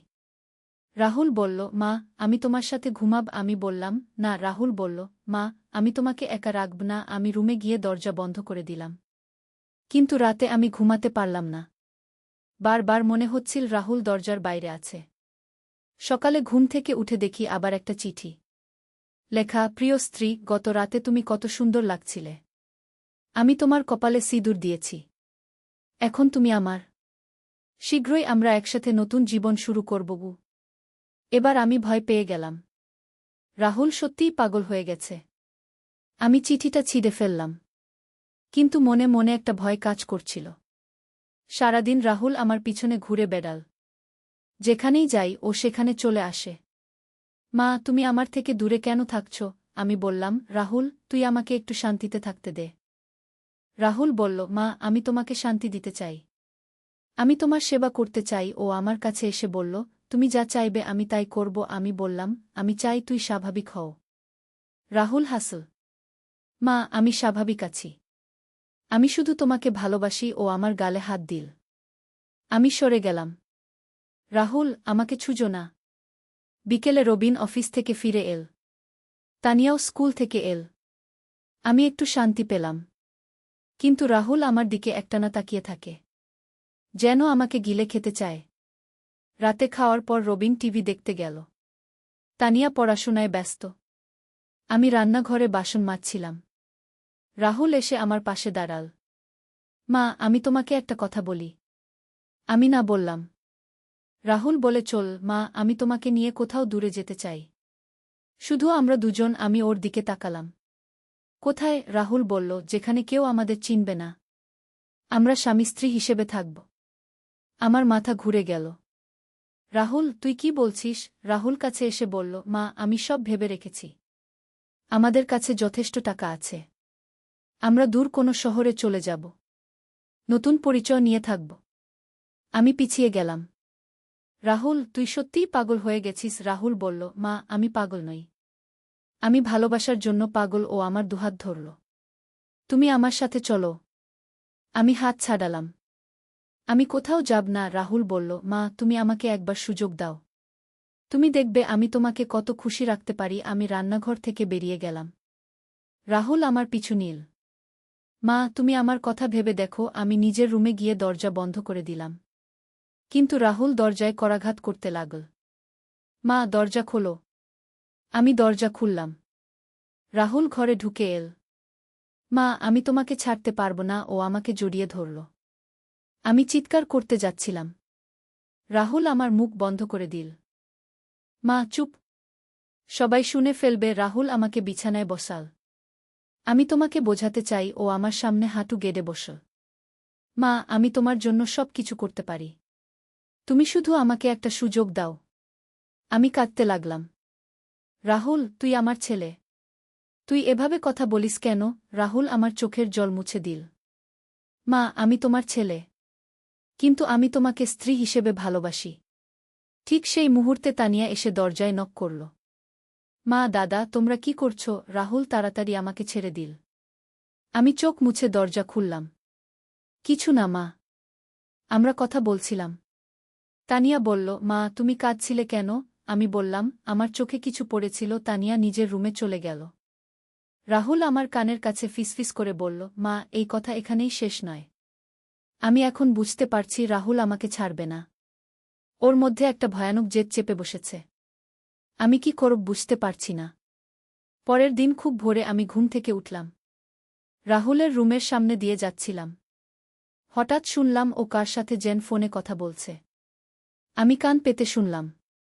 হ্যাঁ, আমি এবং আমার স্ত্রী দূরে কোথাও যেতে চাই। একটা ছোট ফ্ল্যাট ভাড়া নিতে চাই। আমার মাথায় যেন বজ্রপাত হল। রাহুল কি সত্যিই আমাকে নিয়ে পালিয়ে যাওয়ার পরিকল্পনা করছে? আমি তাড়াতাড়ি সেখান থেকে চলে এলাম। মনে হচ্ছিল যেন আমি কোনো ফাঁদে পড়ে গেছি। রাহুল এখন আমাকে স্ত্রী বলে পরিচয় দিচ্ছে। কিছুক্ষণ পর রাহুল রুম থেকে বেরিয়ে এল। আমার কাছে এসে বলল, মা, আমি সব ব্যবস্থা করে ফেলেছি। আমরা পরের সপ্তাহে চলে যেতে পারি। আমি চমকে উঠলাম। কোথায় যেতে পারি? রাহুল হাসল। মা, আমি বলেছি তো। আমরা দূর কোনো শহরে চলে যাব। আমি বললাম, আমি কোথাও যাব না। রাহুল বলল, মা, তুমি যাবে। আমি তোমাকে নিয়েই যাব। ওর কথায় এমন দৃঢ়তা যে আমি ভয় পেয়ে গেলাম। রাহুল, তুই কি জোর করে আমাকে নিয়ে যাবি? রাহুল বলল, মা, জোর করে নয়। তুমি নিজেই আমার সাথে আসবে। আমি বললাম, কখনোই না। রাহুল কাছে এসে আমার কাঁধে হাত রাখল। মা, তুমি আসবে। কারণ তুমি জান তুমি আমাকে ভালোবাসো। আমি ওর হাত সরিয়ে দিলাম। এভাবে কদিন কেটে গেল। রাহুল প্রতিদিন আমাকে নিয়ে চলে যাওয়ার কথা বলে। আমি প্রতিদিন না বলি। কিন্তু ও হাল ছাড়ে না। একদিন সকালে আমি দেখলাম রাহুল একটা ব্যাগ প্যাক করছে। আমি জিজ্ঞেস করলাম, কোথায় যাচ্ছিস? রাহুল বলল, আমরা যাচ্ছি মা। আজই। আমি বললাম, আমি কোথাও যাচ্ছি না। রাহুল ব্যাগ প্যাক করা বন্ধ করে আমার কাছে এল। মা, তুমি আমার সাথে চলো। আমি তোমাকে অনেক ভালো জায়গায় নিয়ে যাব। আমি মাথা নাড়লাম। রাহুল আমার হাত ধরল। মা, আমি আর অপেক্ষা করতে পারছি না। আমি হাত ছাড়াতে গেলাম। রাহুল শক্ত করে ধরে রাখল। মা, তুমি আমার সাথে আসবে। আমি চিৎকার করলাম, রবিন, রবিন। রবিন দৌড়ে এল। কি হয়েছে? রাহুল আমার হাত ছেড়ে দিল। আমি কাঁদতে কাঁদতে বললাম, রাহুল আমাকে জোর করে কোথাও নিয়ে যেতে চাইছে। রবিন রাহুলের দিকে তাকাল। রাহুল, কি ব্যাপার? রাহুল বলল, কিছু না বাবা। মায়ের মাথা খারাপ হয়ে গেছে। আমি চিৎকার করে বললাম, আমার মাথা খারাপ হয়নি। রাহুল আমাকে নিয়ে পালিয়ে যেতে চায়। রবিন এবার গুরুত্ব দিয়ে শুনো। রাহুল, সত্যি কথা বল। রাহুল বলল, বাবা, আমি মায়ের যত্ন নিতে চাই। রবিন বলল, কোথায় নিয়ে যেতে চাইছিস? রাহুল চুপ রইল। রবিন রাহুলের ব্যাগ দেখল। এত জিনিস প্যাক করেছিস কেন? রাহুল কিছু বলতে পারল না। রবিন আমার দিকে তাকাল। সীমা, তুমি ভয় পেও না, আমি দেখছি। রবিন রাহুলকে নিয়ে বসার ঘরে গেল। আমি তাদের কথা শুনতে পেলাম। রবিন বলছে, রাহুল, তোর কি হয়েছে? তুই তোর মায়ের সাথে কেন এভাবে ব্যবহার করছিস? রাহুল বলল, বাবা, আমি মায়ের কোনো ক্ষতি করিনি। আমি শুধু ওকে ভালোবাসি। রবিন বলল, ভালোবাসা মানে জোর করা নয়। রাহুল বলল, আমি জোর করিনি। আমি শুধু মায়ের সাথে থাকতে চাই। রবিন কিছুক্ষণ চুপ রইল। তারপর বলল, রাহুল, তুই একটা ডাক্তার দেখা। তোর মানসিক চিকিৎসা দরকার। রাহুল রেগে গেল। আমার কোনো সমস্যা নেই এই বলে ও রুমে চলে গেল। রবিন আমার কাছে এল। সীমা, রাহুল কি তোমার সাথে কোনো খারাপ ব্যবহার করেছে? আমি সব খুলে বললাম। রাহুল কিভাবে আমাকে ভালোবাসার কথা বলে, বিয়ে করতে চায়, সিঁদুর পরিয়েছে, সব। রবিন সব শুনে চমকে গেল। এসব কবে থেকে শুরু? আমি বললাম, গত মাস থেকে। রবিন মাথা নিচু করে বসে রইল। আমি বুঝতে পারিনি। রবিন বলল, আমি কাল রাহুলকে একটা মনোচিকিৎসকের কাছে নিয়ে যাব। আমি বললাম, ও যাবে? রবিন বলল, যেতেই হবে, নয়তো আমি পুলিশে খবর দেব। পরের দিন রবিন রাহুলকে ডাক্তারের কাছে নিয়ে গেল। ফিরে এসে বলল, ডাক্তার বলেছেন রাহুলের একটা মানসিক অসুস্থতা হয়েছে, অয়ডিপাস কমপ্লেক্স। আমি বুঝলাম না, এটা কি? রবিন ব্যাখ্যা করল, এটা একটা মানসিক অবস্থা যেখানে ছেলে তার মায়ের প্রতি রোমান্টিক অনুভূতি অনুভব করে। এটা একটা রোগ, চিকিৎসা করলে ভালো হয়ে যাবে। আমি স্বস্তি পেলাম। ডাক্তার কি বলেছেন? রবিন বলল, নিয়মিত সেশন নিতে হবে। আর রাহুলকে তোমার থেকে দূরে রাখতে হবে। আমি ওকে আমার ভাইয়ের কাছে পাঠিয়ে দিচ্ছি কিছুদিনের জন্য। রাহুল খুব অনিচ্ছায় চিকিৎসা নিতে রাজি হল। কিন্তু ও বলল, আমি মায়ের কাছ থেকে দূরে থাকতে চাই না। রবিন শক্ত হয়ে বলল, তোর কোনো অপশন নেই। কয়েকদিন পর রাহুল চলে গেল। ঘর খালি মনে হচ্ছিল। কিন্তু একটা সত্যের তরবারি। একটি ইসলামিক যুদ্ধের গল্প। প্রথম অধ্যায়, আল-আন্দালুসের ছায়া। 720 খ্রিস্টাব্দ। স্পেনের আল-আন্দালুসে মুসলিম শাসন প্রতিষ্ঠিত হয়েছে মাত্র কয়েক বছর। কর্ডোভার কাছে একটি ছোট্ট গ্রাম আল-নূর। এখানে বাস করত তরুণ মুজাহিদ ইউসুফ ইবনে আবদুল্লাহ। তার বয়স মাত্র 2 বছর, কিন্তু ইসলামের প্রতি তার ভালোবাসা আর জিহাদের আগ্রহ ছিল অপরিসীম। ইউসুফের বাবা আবদুল্লাহ ছিলেন তারিক ইবনে জিয়াদের সেনাবাহিনীর একজন বীর সৈনিক। জিব্রাল্টার জয়ের সময় তিনি শহীদ হয়েছিলেন। মায়ের কাছ থেকে শোনা বাবার বীরত্বের গল্প ইউসুফের হৃদয়ে জিহাদের আগুন জ্বালিয়ে দিয়েছিল। সেদিন ছিল জুমার দিন। ইউসুফ মসজিদে নামাজ পড়তে গিয়েছিল। ইমাম আবু ইউসুফ খুতবা দিচ্ছিলেন। হঠাৎ মসজিদের দরজায় একজন দূত এসে উপস্থিত। তার মুখে উদ্বেগের ছাপ। হে মুমিনগণ, দূত চিৎকার করে বলল, উত্তর থেকে খ্রিস্টান সেনাপতি পেলাগিউসের নেতৃত্বে একটি বিশাল বাহিনী আমাদের দিকে অগ্রসর হচ্ছে। তারা আস্তুরিয়াসের পাহাড় থেকে নেমে এসেছে। আমাদের ভাইদের উপর হামলা চালিয়ে বেশ কয়েকটি গ্রাম ধ্বংস করেছে। মসজিদে উপস্থিত সবাই স্তব্ধ হয়ে গেল। ইমাম সাহেব দোয়া করলেন, আল্লাহুম্মা আনসুরনা আলাল কাউমিল কাফিরিন। হে আল্লাহ, কাফের সম্প্রদায়ের বিরুদ্ধে আমাদের সাহায্য করুন। ইউসুফের হৃদয়ে আগুন জ্বলে উঠল। তিনি দাঁড়িয়ে বললেন, আমি আমার তরবারি নিয়ে জিহাদে অংশগ্রহণ করব। আমার বাবার রক্তের দায় আমাকে শোধ করতে হবে। দ্বিতীয় অধ্যায়, মুজাহিদদের একত্রিত হওয়া।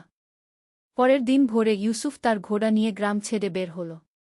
সাথে নীল তার দাদার আমানত, একটি দামেস্কি তরবারি যার হাতলে কুরআনের আয়াত খোদাই করা।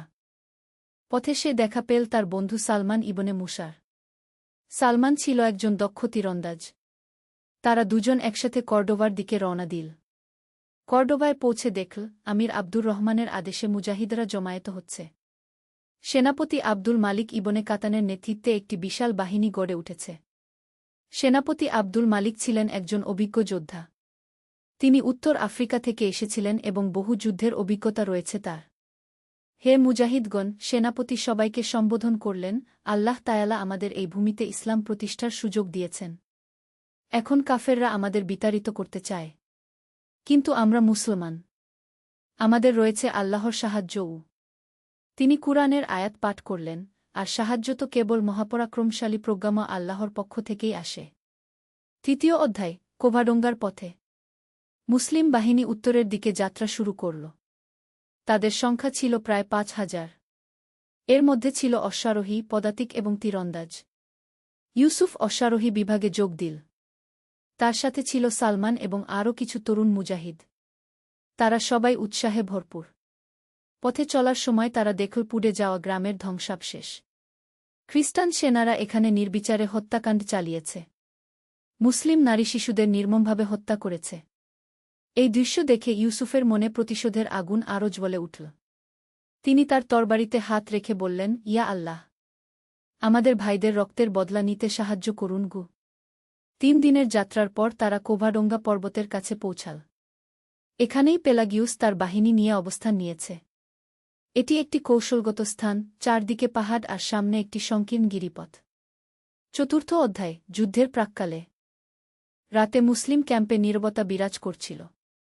সবাই পরের দিনের যুদ্ধের জন্য প্রস্তুতি নিচ্ছিল। ইউসুফ তার তরবারি ধার দিল এবং নামাজ পড়ল। সেনাপতি আব্দুল মালিক তার অফিসারদের নিয়ে যুদ্ধ পরিকল্পনা করছিলেন।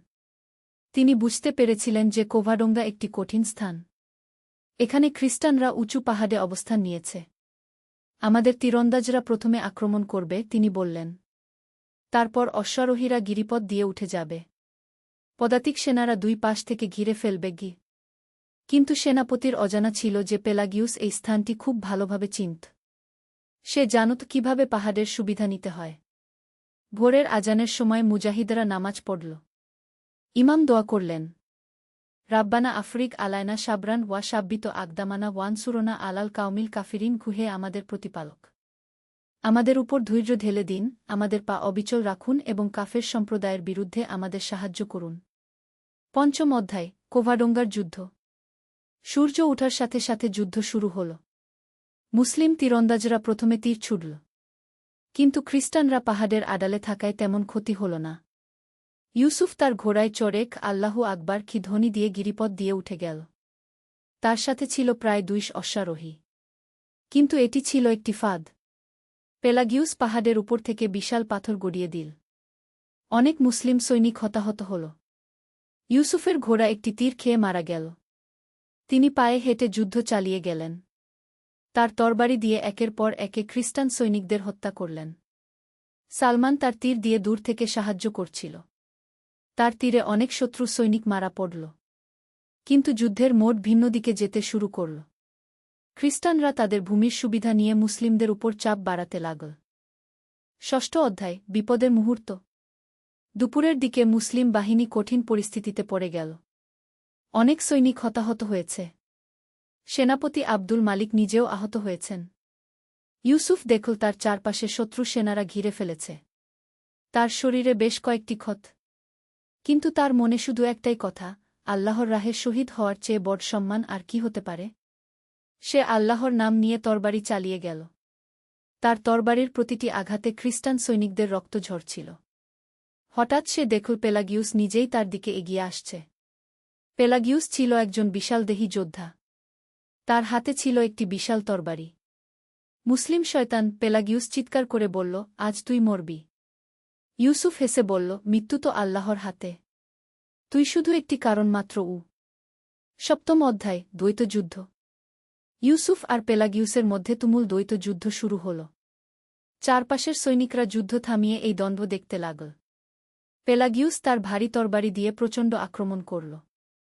ইউসুফ তার হালকা দামেস্কি তরবারি দিয়ে সেই আক্রমণ প্রতিরোধ করল। বিসমিল্লাহ বলে ইউসুফ পাল্টা আক্রমণ করল। তার তরবারি পেলাগিউসের বুকে আঘাত করল। কিন্তু তার বর্মের কারণে তেমন ক্ষতি হল না। যুদ্ধ চলতে থাকল।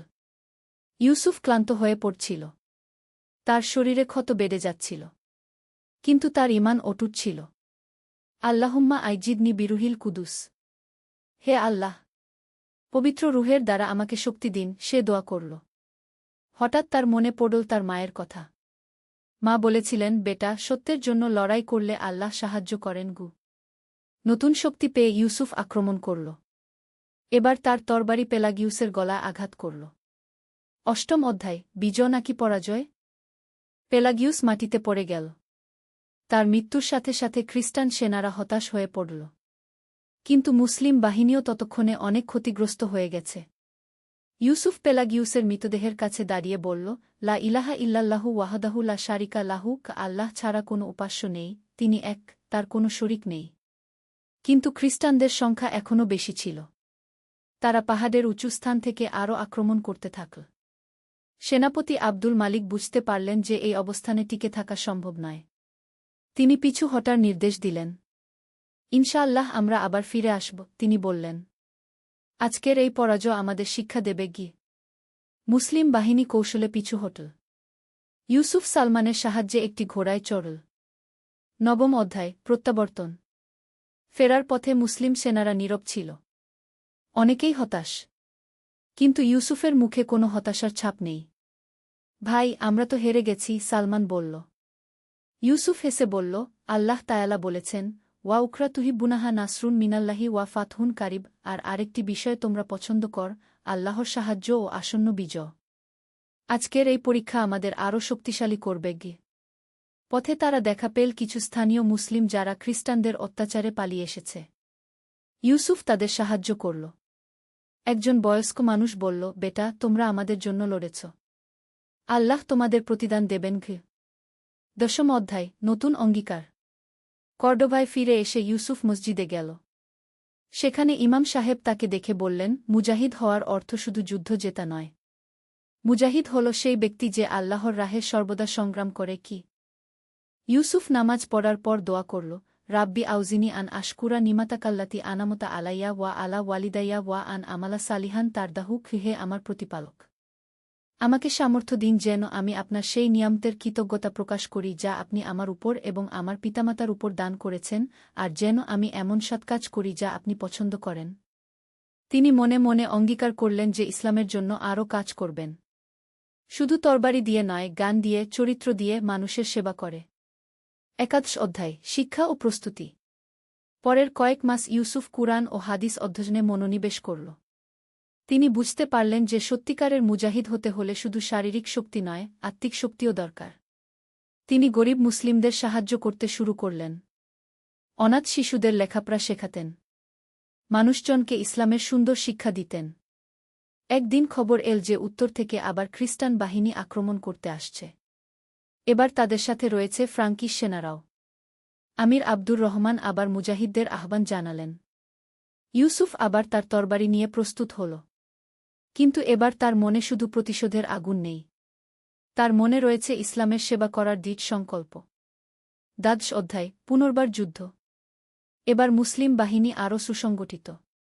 সেনাপতি তালিব ইবনে আবু তালিবের নেতৃত্বে সবাই একসাথে। যুদ্ধক্ষেত্র এবার ছিল তুলার মাঠে। এখানে কোনো পাহাড় নেই, সমতল ভূমি। দুই বাহিনী মুখোমুখি। ইউসুফ এবার অশ্বারোহী বিভাগের একজন অফিসার। তার নেতৃত্বে ছিল ৫০ জন সৈনিক। যুদ্ধ শুরুর আগে সেনাপতি তালিব ভাষণ দিলেন, আমরা আল্লাহর দিনের জন্য লড়ছি। আমাদের শত্রুরা শুধু দুনিয়ার জন্য। আল্লাহ আমাদের সাথে আছেন গু। ত্রয়োদশ অধ্যায়, বিজয় স্বাদ। এবার যুদ্ধে মুসলিমদের পূর্ণ বিজয় হল। খ্রিস্টান ফ্রাঙ্কিশ মিত্র বাহিনী পরাজিত হয়ে পালিয়ে গেল। ইউসুফ এই যুদ্ধে অসাধারণ বীরত্ব দেখিয়েছিল। তার নেতৃত্বে অশ্বারোহী বিভাগ শত্রুদের ডানপার্শ্ব সম্পূর্ণ ধ্বংস করেছিল। যুদ্ধ জেতার পর মুজাহিদেরা ও আল্লাহু আকবার কি ধ্বনি দিল। কিন্তু ইউসুফ সেজদায় পড়ে আল্লাহর শুকরিয়া আদায় করল। আলহামদুলিল্লাহি রাব্বিল আলামিন, সকল প্রশংসা আল্লাহর জন্য যিনি সমস্ত জগতের প্রতিপালক। সেনাপতি তালিব ইউসুফের কাছে এসে বললেন, তুমি একজন সত্যিকারের মুজাহিদ। আল্লাহ তোমার মধ্যে বিশেষ গুণ দিয়েছেন গু। চতুর্দশ অধ্যায়, শান্তির বার্তা। বিজয়ের পর ইউসুফ লক্ষ্য করল, যুদ্ধক্ষেত্রে অনেক খ্রিস্টান সৈনিক আহত হয়ে পড়ে আছে। ইসলামের শিক্ষা অনুযায়ী তিনি তাদের সেবা করতে গেলেন। একজন আহত ফ্রাঙ্কিশ সৈনিক তাকে ভয় পেয়ে বলল, তুমি কি আমাকে হত্যা করবে? ইউসুফ হেসে বলল, ইসলাম আমাদের শেখায় যে যুদ্ধ শেষ হলে মানবতার সেবা করতে হয়। আমি তোমার সেবা করব। তিনি সেই আহত সৈনিকের ক্ষতস্থান পরিষ্কার করে দিলেন এবং পানি পান করালেন। ফ্রাঙ্কিশ সৈনিক অবাক হয়ে বলল, তোমাদের ধর্ম তো খুবই মানবিক। ইউসুফ বলল, আমাদের নবী সাল্লাল্লাহু আলাইহি ওয়াসাল্লাম বলেছেন, রাহমান দয়ালু ব্যক্তিদের উপর রাহমান আল্লাহ রহম করেন। পঞ্চদশ অধ্যায় সত্যের প্রভাব। যুদ্ধের পরবর্তী দিনগুলোতে একটি আশ্চর্যজনক ঘটনা ঘটল। যে ফ্রাঙ্কিশ সৈনিকটিকে ইউসুফ সেবা করেছিল সে কয়েকদিন পর মুসলিম ক্যাম্পে এল। তার নাম ছিল রবার্ট। সে বলল, আমি ইসলাম সম্পর্কে জানতে চাই। তোমাদের ব্যবহার আমাকে মুগ্ধ করেছে গি। ইউসুফ তাকে ইসলামের বুনিয়াদী শিক্ষা দিল। তাওহিদ, রিসালাত, আখিরাতের কথা বলল। কুরআনের আয়াত শোনাল। লা ইকরাহা ফিদ্দিন, কাত তাবাইজানার রুশদু মিনাল গাইলি কি দিনের ব্যাপারে কোনো জোরাজুরি নেই, সত্যপথ ভ্রান্ত পথ থেকে স্পষ্ট হয়ে গেছে। রবার্ট কয়েকদিন চিন্তা করার পর ইসলাম গ্রহণ করল। তার মুসলিম নাম হল আব্দুর রহমান। ষোড়শ অধ্যায় নতুন দায়িত্ব। ইউসুফের সুনাম আমির আব্দুর রহমানের কাছে পৌঁছাল। আমির তাকে ডেকে বললেন, তুমি শুধু একজন যোদ্ধা নও, তুমি ইসলামের একজন দূত। আমি তোমাকে একটি বিশেষ দায়িত্ব দিতে চাই। আমির বললেন, উত্তরের পাহাড়ি অঞ্চলে অনেক গোত্র আছে। তারা এখনও ইসলাম সম্পর্কে সঠিক ধারণা পায়নি। তুমি সেখানে গিয়ে তাদের ইসলামের দাওয়াত দেবে। প্রয়োজনে তাদের রক্ষা করবে গি। ইউসুফ আনন্দিত হয়ে বলল, আমিরুল মুমিনিন, এটি আমার জন্য সম্মানের ব্যাপার। আমি এই দায়িত্ব পালন করব। আমির তাকে ৫০ জন নির্বাচিত মুজাহিদের একটি দল দিলেন। এদের মধ্যে ছিল সালমান এবং নৌমুসলিম আব্দুর রহমান, পূর্বে রবার্ট। সপ্তদশ অধ্যায় পাহাড়ি অভিযান। ইউসুফ তার দল নিয়ে উত্তরের পাহাড়ি অঞ্চলে রওনা দিল। এই অঞ্চলে বিভিন্ন গোত্র বাস করত। তারা মূলত পশুপালন ও কৃষিকাজ করত। প্রথম যে গ্রামে তারা পৌঁছাল সেখানকার গ্রামবাসীরা তাদের দেখে ভয় পেল। তারা ভাবল হয়তো এরা তাদের উপর হামলা করতে এসেছে।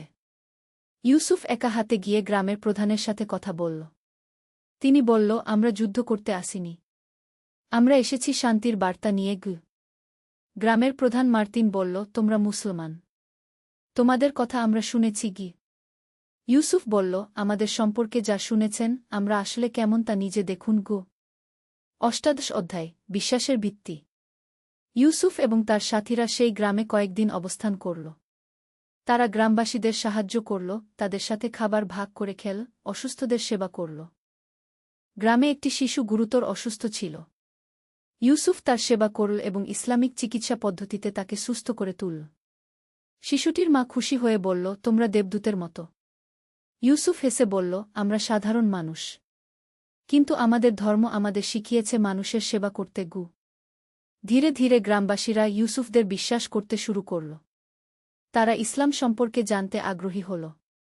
১৯ অধ্যায় সত্যের আলো। একদিন সন্ধ্যায় ইউসুফ গ্রামবাসীদের নিয়ে বসল। তিনি তাদের ইসলামের মূল নীতিগুলো বুঝিয়ে বলল। ইসলাম মানে শান্তি। আমরা একমাত্র আল্লাহর ইবাদত করি, যিনি সবকিছুর স্রষ্টা। আমরা বিশ্বাস করি সব মানুষ সমান। কেউ জন্মসূত্রে উঁচু বা নিচু নয়। তিনি কুরআনের আয়াত পড়লেন, ইয়া আইজুহান নাসু ইন্না খালাকনাকুম মিন জাকারিন ওয়া উনসা ওয়া জাআলনাকুম শুবান ওয়া কাবাইলা লিতাআরাফু। হে মানুষ, আমি তোমাদের পুরুষ ও নারী থেকে সৃষ্টি করেছি এবং তোমাদের বিভিন্ন জাতি ও গোত্রে বিভক্ত করেছি যাতে তোমরা পরস্পরে পরিচিত হতে পার। গ্রামের যুবক পেদ্রো বলল, এই শিক্ষা তো খুবই সুন্দর। ২০ অধ্যায় হৃদয়ের পরিবর্তন। কয়েক সপ্তাহ পর গ্রামের অনেকেই ইসলাম গ্রহণ করল। তারা দেখেছিল ইউসুফ এবং তার সাথীদের সততা, দয়া এবং ন্যায়পরায়ণতা। গ্রামের প্রধান মার্তিন নিজেও ইসলাম গ্রহণ করে তার নাম রাখল মুহাম্মদ। কিন্তু একদিন খবর এল যে পাশের উপত্যকায় একদল দস্যু গ্রামবাসীদের উপর হামলা করে তাদের সম্পদ লুট করছে। নতুন মুসলিম গ্রামবাসীরা ইউসুফের কাছে সাহায্য চাইল। ইউসুফ বলল, আমাদের ধর্ম অন্যায়ের বিরুদ্ধে লড়াই করতে বলে। আমরা নিরীহ মানুষদের রক্ষা করব। ২১ অধ্যায় ন্যায়ের জন্য লড়াই। ইউসুফ তার ৫০ জনের দল এবং গ্রামের কিছু সক্ষম পুরুষ নিয়ে দস্যুদের বিরুদ্ধে অভিযান পরিচালনা করল। দস্যুদের আড্ডাখানা ছিল একটি গুহায়। তারা সংখ্যায় প্রায় ৮০ জন। যুদ্ধ শুরুর আগে ইউসুফ তাদের আত্মসমর্পণের সুযোগ দিল। তিনি বলল, তোমরা যদি লুণ্ঠিত সম্পদ ফেরত দাও এবং নিরীহ মানুষদের কষ্ট দেওয়া বন্ধ কর, আমরা তোমাদের ক্ষমা করব গু। দস্যুদের নেতা হাসতে হাসতে বলল, আমরা কেন তোমাদের কথা শুনব? ইউসুফ দুঃখিত হয়ে বলল, তাহলে আল্লাহর ইচ্ছায় যুদ্ধই হোক গু। ২২ অধ্যায়, সত্যের বিজয়। যুদ্ধে মুসলিম বাহিনীর সম্পূর্ণ জয় হল। দস্যুরা পরাজিত হয়ে পালিয়ে গেল। তাদের অনেকেই আহত হল, কিন্তু ইউসুফ তাদেরও চিকিৎসার ব্যবস্থা করল। লুণ্ঠিত সম্পদ সব খুঁজে বের করে আসল মালিকদের কাছে ফেরত দেওয়া হল। এই ঘটনার পর পুরো পাহাড়ি অঞ্চলে ইউসুফের সুনাম ছড়িয়ে পড়ল। বিভিন্ন গ্রাম থেকে মানুষ আসতে শুরু করল ইসলাম সম্পর্কে জানার জন্য। অনেকেই ইসলাম গ্রহণ করল। যারা করল না, তারাও মুসলিমদের সাথে শান্তিতে বসবাস করতে শুরু করল। ২৪ অধ্যায়, প্রত্যাবর্তন। ২ বছর পর ইউসুফ কর্ডোভায় ফিরে এল। আমির আব্দুর রহমান তার কাজে খুশি হয়ে বললেন, তুমি তরবারি দিয়ে যা করতে পারনি, তা করেছ ভালোবাসা দিয়ে গি। ইউসুফ বলল, আমিরুল মুমিনিন। ইসলামের সত্যিকারের শক্তি তার সুন্দর শিক্ষার মধ্যে। যুদ্ধ শুধু আত্মরক্ষার জন্য আমির তাকে একটি বিশেষ দায়িত্ব দিলেন, আল-আন্দালুসে ইসলামী শিক্ষা প্রতিষ্ঠানের দেখাশোনা। ইউসুফ আনন্দের সাথে এই দায়িত্ব গ্রহণ করল। ২৪ অধ্যায়, নতুন অধ্যায়। ইউসুফ এখন আর শুধু একজন যোদ্ধা নয়। তিনি একজন শিক্ষক, একজন সংস্কারক, একজন মানবসেবক। তিনি কর্ডোভায় একটি মাদ্রাসা প্রতিষ্ঠা করলেন। সেখানে কুরআন, হাদিস, ফিকহ, গণিত, জ্যোতির্বিজ্ঞান পড়ানো হতো। তার স্ত্রী আয়েশা, একজন স্থানীয় মুসলিম পরিবারের মেয়ে, তাকে সব কাজে সাহায্য করত। তাদের ২টি সন্তান, মুহাম্মদ এবং ফাতিমা। ইউসুফ তার সন্তানদের বলত, মনে রেখো, সত্যিকারের জিহাদ হল নিজের নফসের বিরুদ্ধে লড়াই এবং মানুষের কল্যাণ সাধন। ২৫ অধ্যায়, উপসংহার। বছরের পর বছর কেটে গেল। ইউসুফ এখন একজন বয়স্ক ব্যক্তি। তার চুলদাড়ি সাদা হয়ে গেছে, কিন্তু তার চোখে এখনও সেই তেজ। একদিন তার নাতি জায়েদ তাকে জিজ্ঞেস করল, দাদা, আপনি কি কখনো অনুতপ্ত হয়েছেন যে প্রথমে যুদ্ধে হেরে গিয়েছিলেন? ইউসুফ হেসে বলল, বেটা, কোভাডোঙ্গায় আমরা একটি যুদ্ধে হেরেছিলাম, কিন্তু জীবনের বড় যুদ্ধে জিতেছিলাম। আল্লাহ আমাদের শিখিয়েছিলেন যে শুধু তরবারি নয়, ভালোবাসা দিয়েও জয় করা যায়।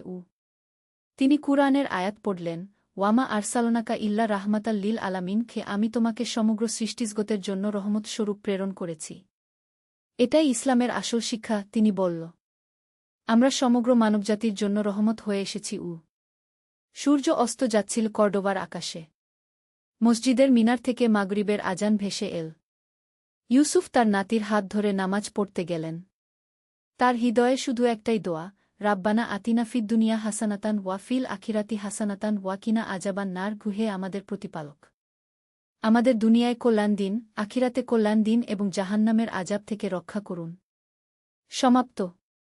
এই গল্পটি কাল্পনিক, তবে ইতিহাসের সত্যিকারের ঘটনা এবং ইসলামের সুন্দর শিক্ষা দ্বারা অনুপ্রাণিত। এর মূল বার্তা হল যে সত্যিকারের জিহাদ শুধু যুদ্ধ নয়, বরং মানবতার সেবা এবং সত্যের প্রচার। নূরের আলো। একটি ইসলামিক গল্প। প্রথম অধ্যায়, শুরুর কথা। ঢাকার পুরাতন অংশে একটি ছোট্ট গলির মধ্যে বাস করত নূর নামের একটি ছেলে। তার বয়স মাত্র ১২ বছর, কিন্তু তার চোখে ছিল এমন একটি গভীরতা যা তার বয়সের চেয়ে অনেক বেশি প্রজ্ঞার কথা বলত। নূরের বাবা একজন দরিদ্র রিকশাওয়ালা, আর মা একটি সেলাই কারখানায় কাজ করে। তাদের সংসারে অভাব ছিল, কিন্তু ঈমান ও আল্লাহর উপর ভরসা ছিল অটুট। প্রতিদিন ভোরে আয়ানের শব্দে ঘুম ভেঙে যেত নূরের। সে উঠে অজু করে ফজরের নামাজ পড়ত। তার মা আমিনা খাতুন তাকে ছোটবেলা থেকেই শিখিয়েছিলেন যে, বেটা, নামাজ হচ্ছে মুমিনের জন্য আল্লাহর সাথে কথা বলার সবচেয়ে সুন্দর উপায়। এই ৫ ওয়াক্ত নামাজই তোমাকে জীবনের সব অন্ধকার থেকে বাঁচাবে। নূর প্রতিদিন স্কুলে যেত পায়ে হেঁটে। তাদের রিকশা ভাড়া দেওয়ার মতো টাকা ছিল না, কিন্তু সে কখনো অভিযোগ করত না। বরং রাস্তায় হাঁটতে হাঁটতে সে আল্লাহর সৃষ্টির সৌন্দর্য দেখত, গাছের পাতায় শিশিরের ফোঁটা, আকাশে ভেসে যাওয়া মেঘ, পাখির কলকাকলি। সবকিছুতেই সে আল্লাহর মহত্ব খুঁজে পেত। স্কুলে নূরের বেশ কয়েকজন বন্ধু ছিল। তাদের মধ্যে সবচেয়ে ভালো বন্ধু ছিল করিম। করিমের বাবা একজন ব্যবসায়ী, তাদের সংসারে অভাব ছিল না। কিন্তু করিম ছিল অহংকারী ও অধৈর্য। সে প্রায়ই দরিদ্রদের নিয়ে তামাশা করত।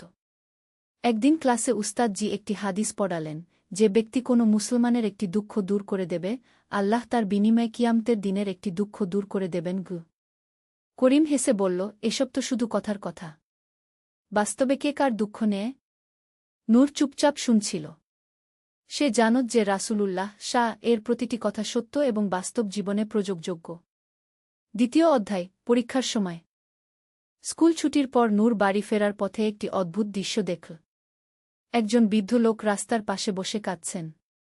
তার পাশে একটি ছোট মেয়ে, বয়স হবে ৭-৮ বছর। মেয়েটিও কাঁদছিল। নূর কাছে গিয়ে জিজ্ঞেস করল, চাচা, কি হয়েছে? কেন কাঁদছেন? বৃদ্ধ লোকটি আব্দুল করিম নামে পরিচিত ছিলেন। তিনি ছিলেন একজন দিনমজুর। তার স্ত্রী মারা গেছেন ৫ বছর আগে। এই ছোট্ট মেয়েটি তার নাতনি ফাতিমা। ছেলেবউ দুর্ঘটনায় মারা যাওয়ার পর থেকে ফাতিমা তার কাছেই থাকে। বাবা, কান্নাজড়িত গলায় বললেন আব্দুল করিম, আজ ৩ দিন হলো কাজ পাচ্ছি না। বাড়ি ভাড়া দিতে পারিনি। বাড়িওয়ালা আমাদের বের করে দিয়েছে। এখন কোথায় যাব? এই ছোট মেয়েটা না খেয়ে আছে কাল রাত থেকে। নূরের হৃদয় ভেঙে গেল। সে তার পকেট থেকে বের করল মাত্র ৫০ টাকা। এটা ছিল তার সপ্তাহের খরচের জন্য মায়ের দেওয়া টাকা। কিন্তু ফাতিমার ক্ষুধার্ত চোখ দেখে সে আর ভাবতে পারল না। চাচা, এই টাকা নিন। অন্তত ফাতিমার জন্য কিছু খাবার কিনুন। আব্দুল করিম অবাক হয়ে তাকালেন। বাবা, তুমি নিজেও তো গরিব ঘরের ছেলে। তোমার নিজেরই প্রয়োজন।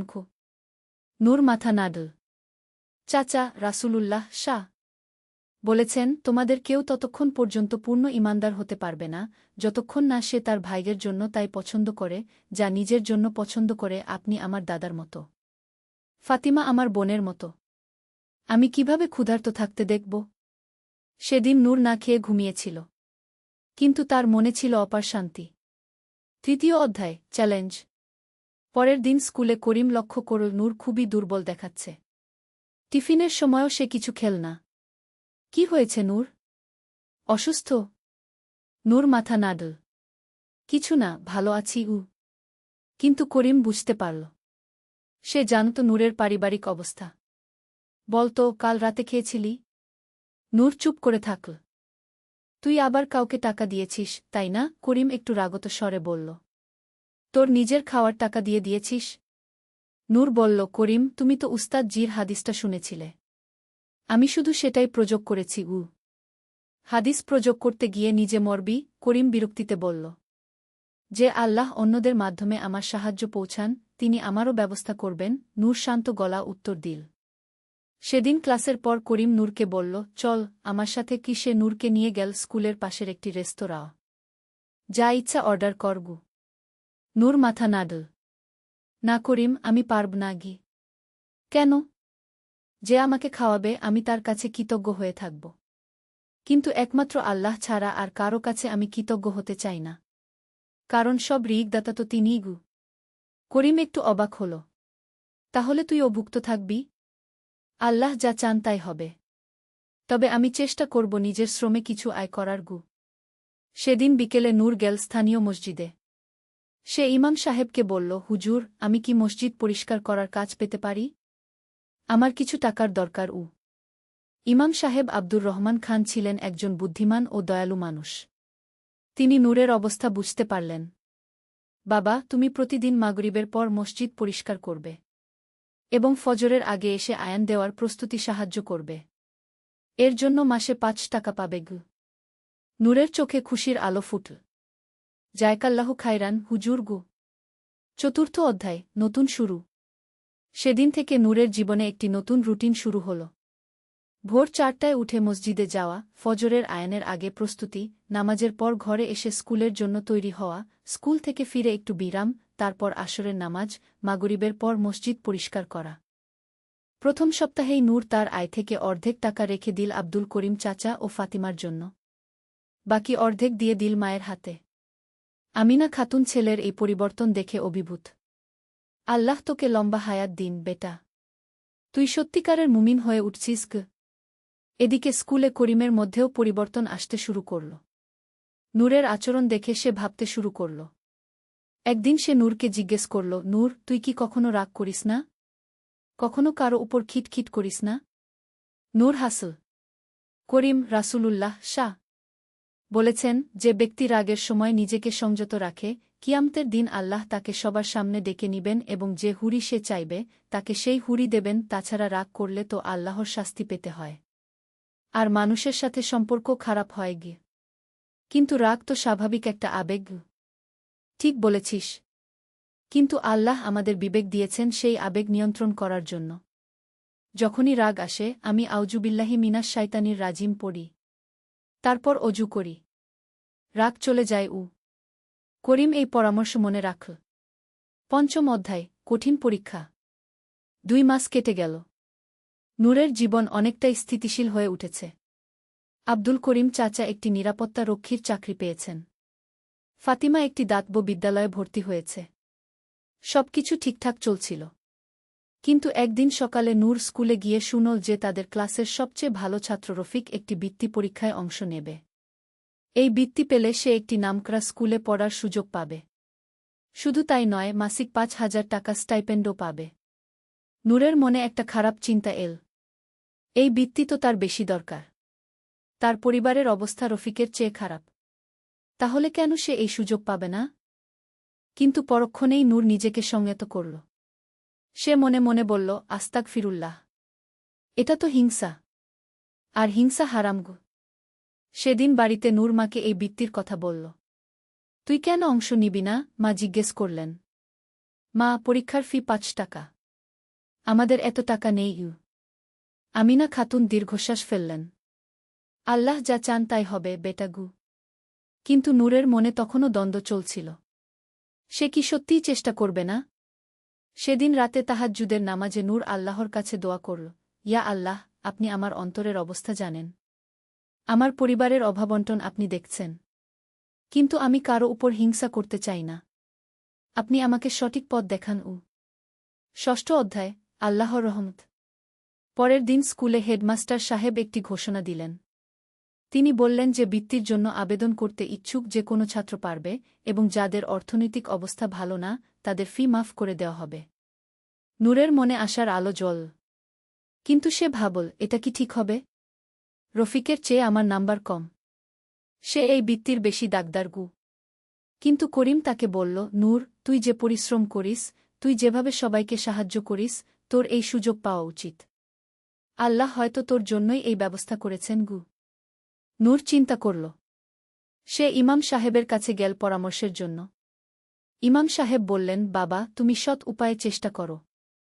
হিংসা না করে, অন্যের ক্ষতি না করে যদি তুমি এগিয়ে যেতে পারো, তাহলে সেটাই আল্লাহর ইচ্ছা।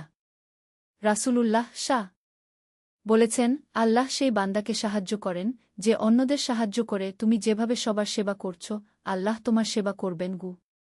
নূর সিদ্ধান্ত নিল। সে বৃত্তির জন্য আবেদন করবে। সপ্তম অধ্যায়, পরীক্ষার ফলাফল। বৃত্তি পরীক্ষার দিন নূর অনেক দোয়া দুরূদ পড়ে পরীক্ষা দিল। সে যথাসাধ্য চেষ্টা করল, কিন্তু ফলাফলের চিন্তা আল্লাহর উপর ছেড়ে দিল। পরীক্ষার পর রফিক নূরকে বলল, নূর ভাই, তোমার পরীক্ষা কেমন হয়েছে? নূর বলল, আল্লাহই ভালো জানেন। তবে তোমার তো আরও ভালো হয়েছে নিশ্চয়ই? রফিক মাথা নাড়ল। আমার একটু সমস্যা হয়েছিল। গণিতের একটা অঙ্ক ভুল হয়ে গেছে গি। নূর সান্ত্বনা দিল, কোনো সমস্যা নেই। আল্লাহ যা ভালো তাই হবে। 2 সপ্তাহ পর ফলাফল ঘোষণা হল। অবিশ্বাস্যভাবে নূরই প্রথম হয়েছে, রফিক দ্বিতীয়। রফিক দৌড়ে এসে নূরকে অভিনন্দন জানাল। নূর ভাই, তুমি পেরেছ। আমি খুব খুশি গু। নূর চোখে জল নিয়ে বলল, রফিক, তোমার এই আচরণ দেখে আমি বুঝতে পারছি তুমি কতটা বড় মনের মানুষ। আল্লাহ তোমাকেও অবশ্যই ভালো কিছু দেবেন গু। আসলেই পরের মাসে রফিক আরেকটি বৃত্তি পেল। অষ্টম অধ্যায়, নতুন জীবন। নতুন স্কুলে নূরের জীবন অনেক পাল্টে গেল। সে এখন একটি উন্নত পরিবেশে পড়াশোনা করছে। কিন্তু তার আচরণে কোনো অহংকার আসেনি। সে আগের মতোই বিনয়ী, সবার সাহায্যকারী এবং আল্লাহভীরু থেকে গেল। নতুন স্কুলে তার সহপাঠীরা বেশিরভাগই ধনী পরিবারের ছেলে। কিন্তু নূর কারো সাথে নিজেকে তুলনা করত না। সে মনে রাখত হাদিসের কথা, তোমাদের নিচের দিকে তাকাও, উপরের দিকে নয়। এতে আল্লাহর নেয়ামতের প্রতি তোমাদের কৃতজ্ঞতা বেড়ে যাবে। নতুন স্কুলে আরিফ নামে একটি ছেলে ছিল যে ধূমপান করত এবং অন্যদেরও এতে উৎসাহিত করত। একদিন সে নূরকে বলল, এই নূর, চল একটা সিগারেট খাই। কেমন লাগে দেখি গু। নূর ভদ্রভাবে মাথা নাড়ল।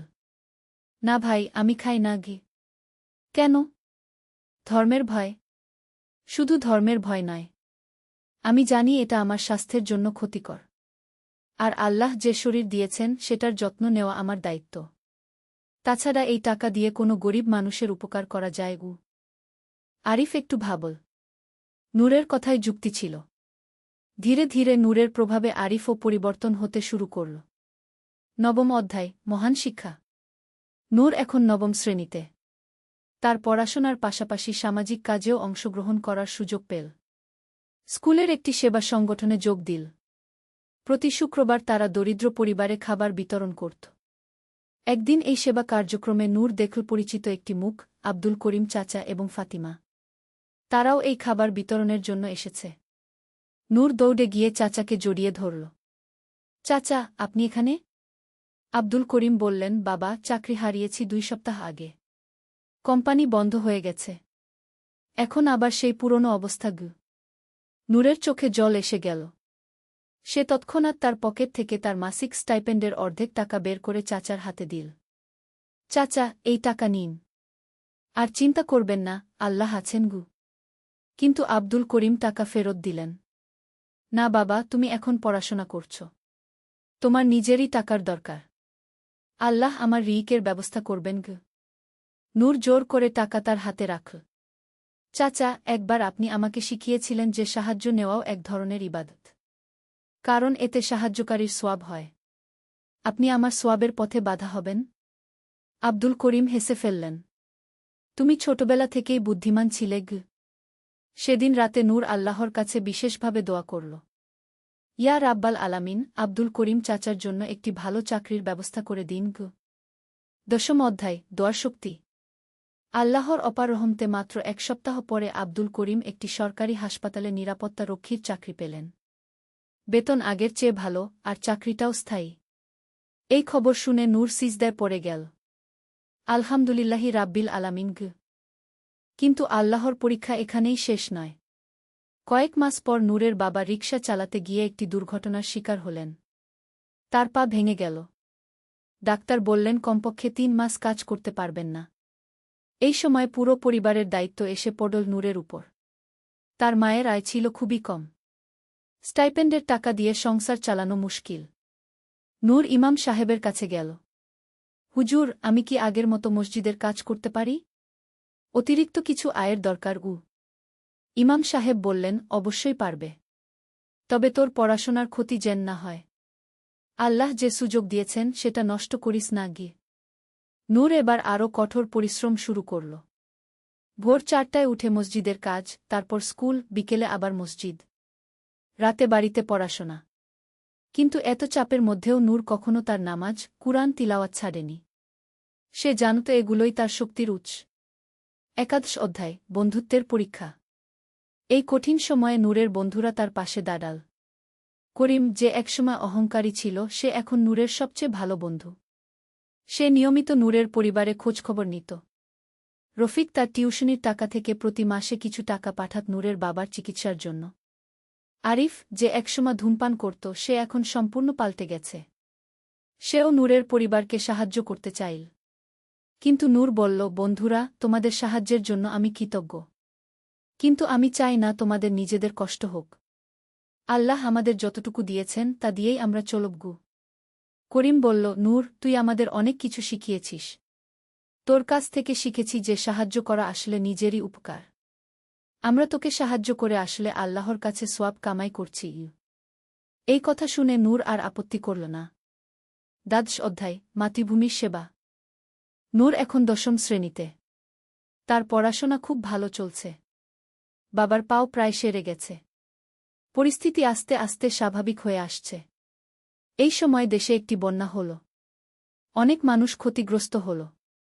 স্কুল থেকে একটি ত্রাণ কমিটি গঠন করা হল। নূর এই কমিটির সদস্য হল। কমিটি যখন বন্যাক্রান্ত এলাকায় গেল, নূর দেখল সেখানকার অবস্থা তার নিজের পরিবারের পুরনো অবস্থার চেয়েও খারাপ। মানুষের কাছে খাওয়ার জন্য কিছু নেই, পরার মতো কাপড় নেই। নূর তার সঙ্গে আনা সব জিনিস বিতরণ করে দিল। শুধু তাই নয়, সে তার নিজের পরনের একটি শার্টও একটি ছোট বাচ্চাকে দিয়ে দিল, যার গায়ে ছেঁড়া একটি জামা ছাড়া আর কিছু ছিল না। করিম বলল, নূর, তুই তো নিজের জামাও দিয়ে দিলি গু। নূর বলল, আমার কাছে আরও আছে।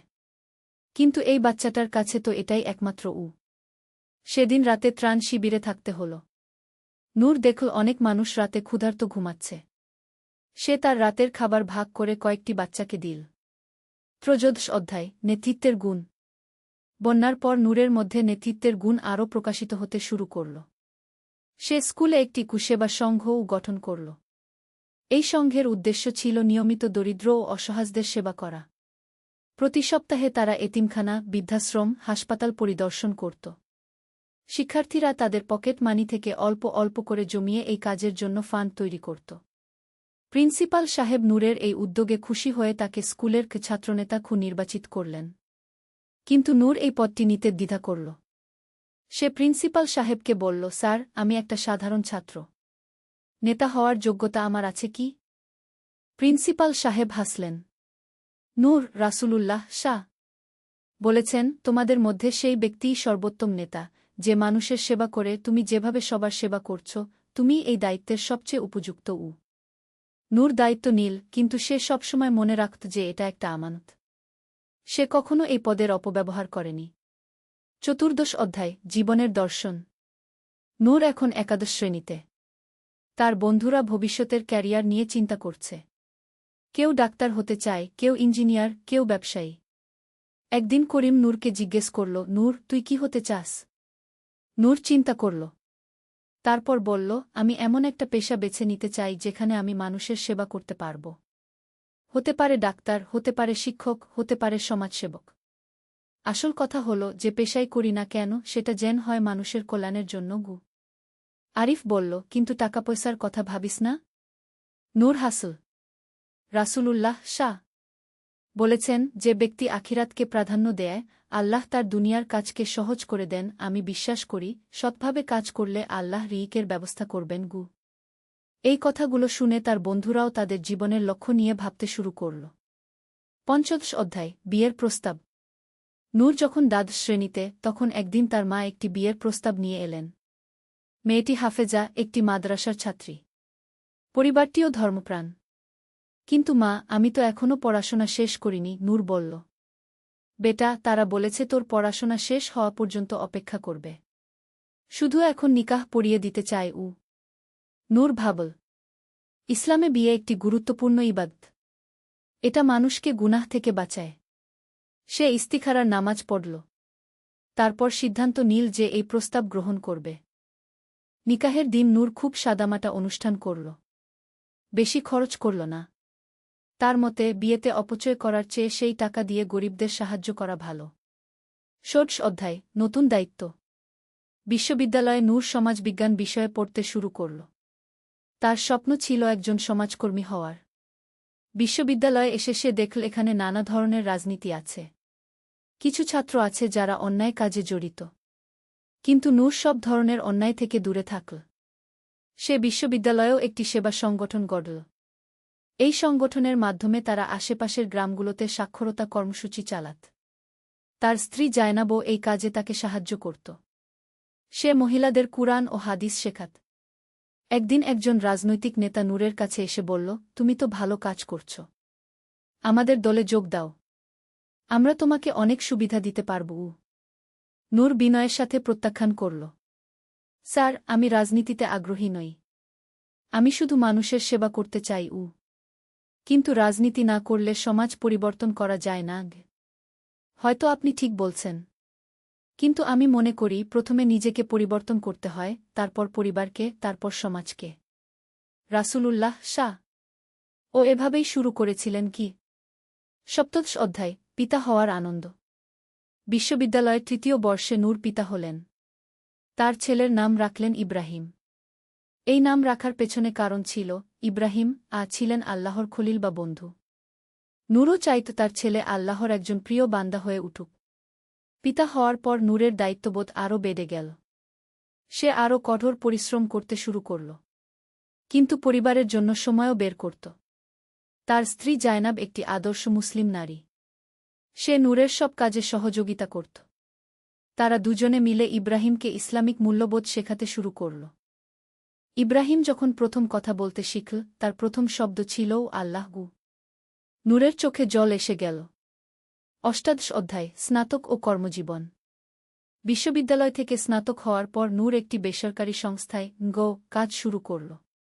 এই সংস্থাটি গ্রামাঞ্চলে শিক্ষা ও স্বাস্থ্যসেবা নিয়ে কাজ করত। নূরের কাজ ছিল মাঠ পর্যায়ে গিয়ে মানুষের সমস্যা বুঝা এবং সেগুলোর সমাধান খুঁজে বের করা। তার বেতন খুব বেশি ছিল না, কিন্তু কাজে সন্তুষ্টি ছিল অসীম। একদিন তিনি একটি প্রত্যন্ত গ্রামে গেলেন। সেখানে দেখলেন একটি স্কুল আছে কিন্তু শিক্ষক নেই। বাচ্চারা দিনের পর দিন স্কুলে এসে বসে থাকে, কিন্তু কেউ তাদের পড়ায় না। নূর সিদ্ধান্ত নিলেন যে সপ্তাহে কমপক্ষে 2 দিন এখানে এসে বাচ্চাদের পড়াবেন। তিনি নিজের খরচে এখানে আসা যাওয়া করতে লাগলেন। তার স্ত্রী জায়নাব কখনো আপত্তি করেননি। বরং তিনি বলতেন, আপনি সঠিক কাজই করছেন। আল্লাহ আমাদের রিজিকের ব্যবস্থা করবেন। 49 অধ্যায়, সমাজে প্রভাব। নূরের কাজের খবর আস্তে আস্তে চারদিকে ছড়িয়ে গেল। অনেক মানুষ তার দ্বারা অনুপ্রাণিত হয়ে সমাজসেবায় নেমে পড়ল। তার পুরনো বন্ধু করিম এখন একজন সফল ব্যবসায়ী। কিন্তু নূরের প্রভাবে সে তার আয়ের একটা অংশ নিয়মিত দাতব্য কাজে খরচ করে। রফিক হয়েছে ডাক্তার। সে প্রতি সপ্তাহে একদিন বিনামূল্যে গরিব রোগী দেখে। আরিফ শিক্ষক হয়েছে। সে তার স্কুলে একটি নৈতিক শিক্ষা ক্লাব খুলেছে। সবার মধ্যেই নূরের সেই ছোটবেলার প্রভাব দেখা যাচ্ছিল। আব্দুল করিম চাচা এখন অবসর নিয়েছেন। ফাতিমা বড় হয়ে একজন শিক্ষিত মেয়ে হয়েছে। সে এখন একটি স্কুলে শিক্ষক। একদিন ফাতিমা নূরের কাছে এসে বলল, নূর ভাই, আপনি আমার জীবনটা বাঁচিয়েছিলেন। সেদিন আপনি যদি সাহায্য না করতেন, আজ আমি হয়তো শিক্ষিত হতে পারতাম না। নূর বলল, ফাতিমা, এসব আল্লাহর ফজল। আমি শুধু একটা মাধ্যম ছিলাম। 20 অধ্যায়, জীবনের শেষ অধ্যায়। বয়স বাড়ার সাথে সাথে নূরের কাজের ক্ষেত্র আরও বিস্তৃত হল। তিনি এখন একটি বড় দাতব্য সংস্থার প্রধান। কিন্তু তার আচরণে কোনো পরিবর্তন আসেনি। তিনি আগের মতোই বিনয়ী, সাদাসিধে এবং আল্লাহভীরু। তার ছেলে ইব্রাহিম এখন 20 বছর বয়স। সেও বাবার পথ অনুসরণ করছে। সে মেডিকেল কলেজে পড়ছে, কিন্তু পড়াশোনার পাশাপাশি সমাজসেবাতেও সক্রিয়। একদিন ইব্রাহিম তার বাবাকে জিজ্ঞেস করল, আব্বা, আপনি জীবনে কখনো হতাশ হননি? নূর মৃদু হেসে বলল, বেটা, হতাশা তো মানুষের স্বাভাবিক আবেগ। কিন্তু আমি সবসময় মনে রেখেছি রাসূলুল্লাহ শাহ এর একটি কথা, আল্লাহর রহমত থেকে নিরাশ হজো না। আর আমি দেখেছি, যখনই কোনো সমস্যায় পড়েছি, আল্লাহ কোনো না কোনোভাবে সমাধান করে দিয়েছেন। কিন্তু কখনো মনে হয়নি যে আপনি অনেক ত্যাগ করেছেন? ত্যাগ? না বেটা। আমি যা পেয়েছি তার তুলনায় যা দিয়েছি তা খুবই কম। আল্লাহ আমাকে দিয়েছেন একটি সুন্দর পরিবার, তোমার মতো একটি ভালো ছেলে, সমাজের সম্মান, এবং সবচেয়ে বড় কথা, মানুষের দোয়া। এর চেয়ে বড় সম্পদ আর কি হতে পারে? 21 অধ্যায়, উত্তরাধিকার। নূর এখন 50 বছর বয়সে পৌঁছেছেন। তার প্রতিষ্ঠিত দাতব্য সংস্থা এখন সারা দেশে কাজ করছে। হাজার হাজার গরিব শিশু শিক্ষা পাচ্ছে, অসহায় মানুষ চিকিৎসা সেবা পাচ্ছে। কিন্তু নূরের সবচেয়ে বড় গর্ব হল তার ছেলে ইব্রাহিম। সে এখন একজন ডাক্তার, কিন্তু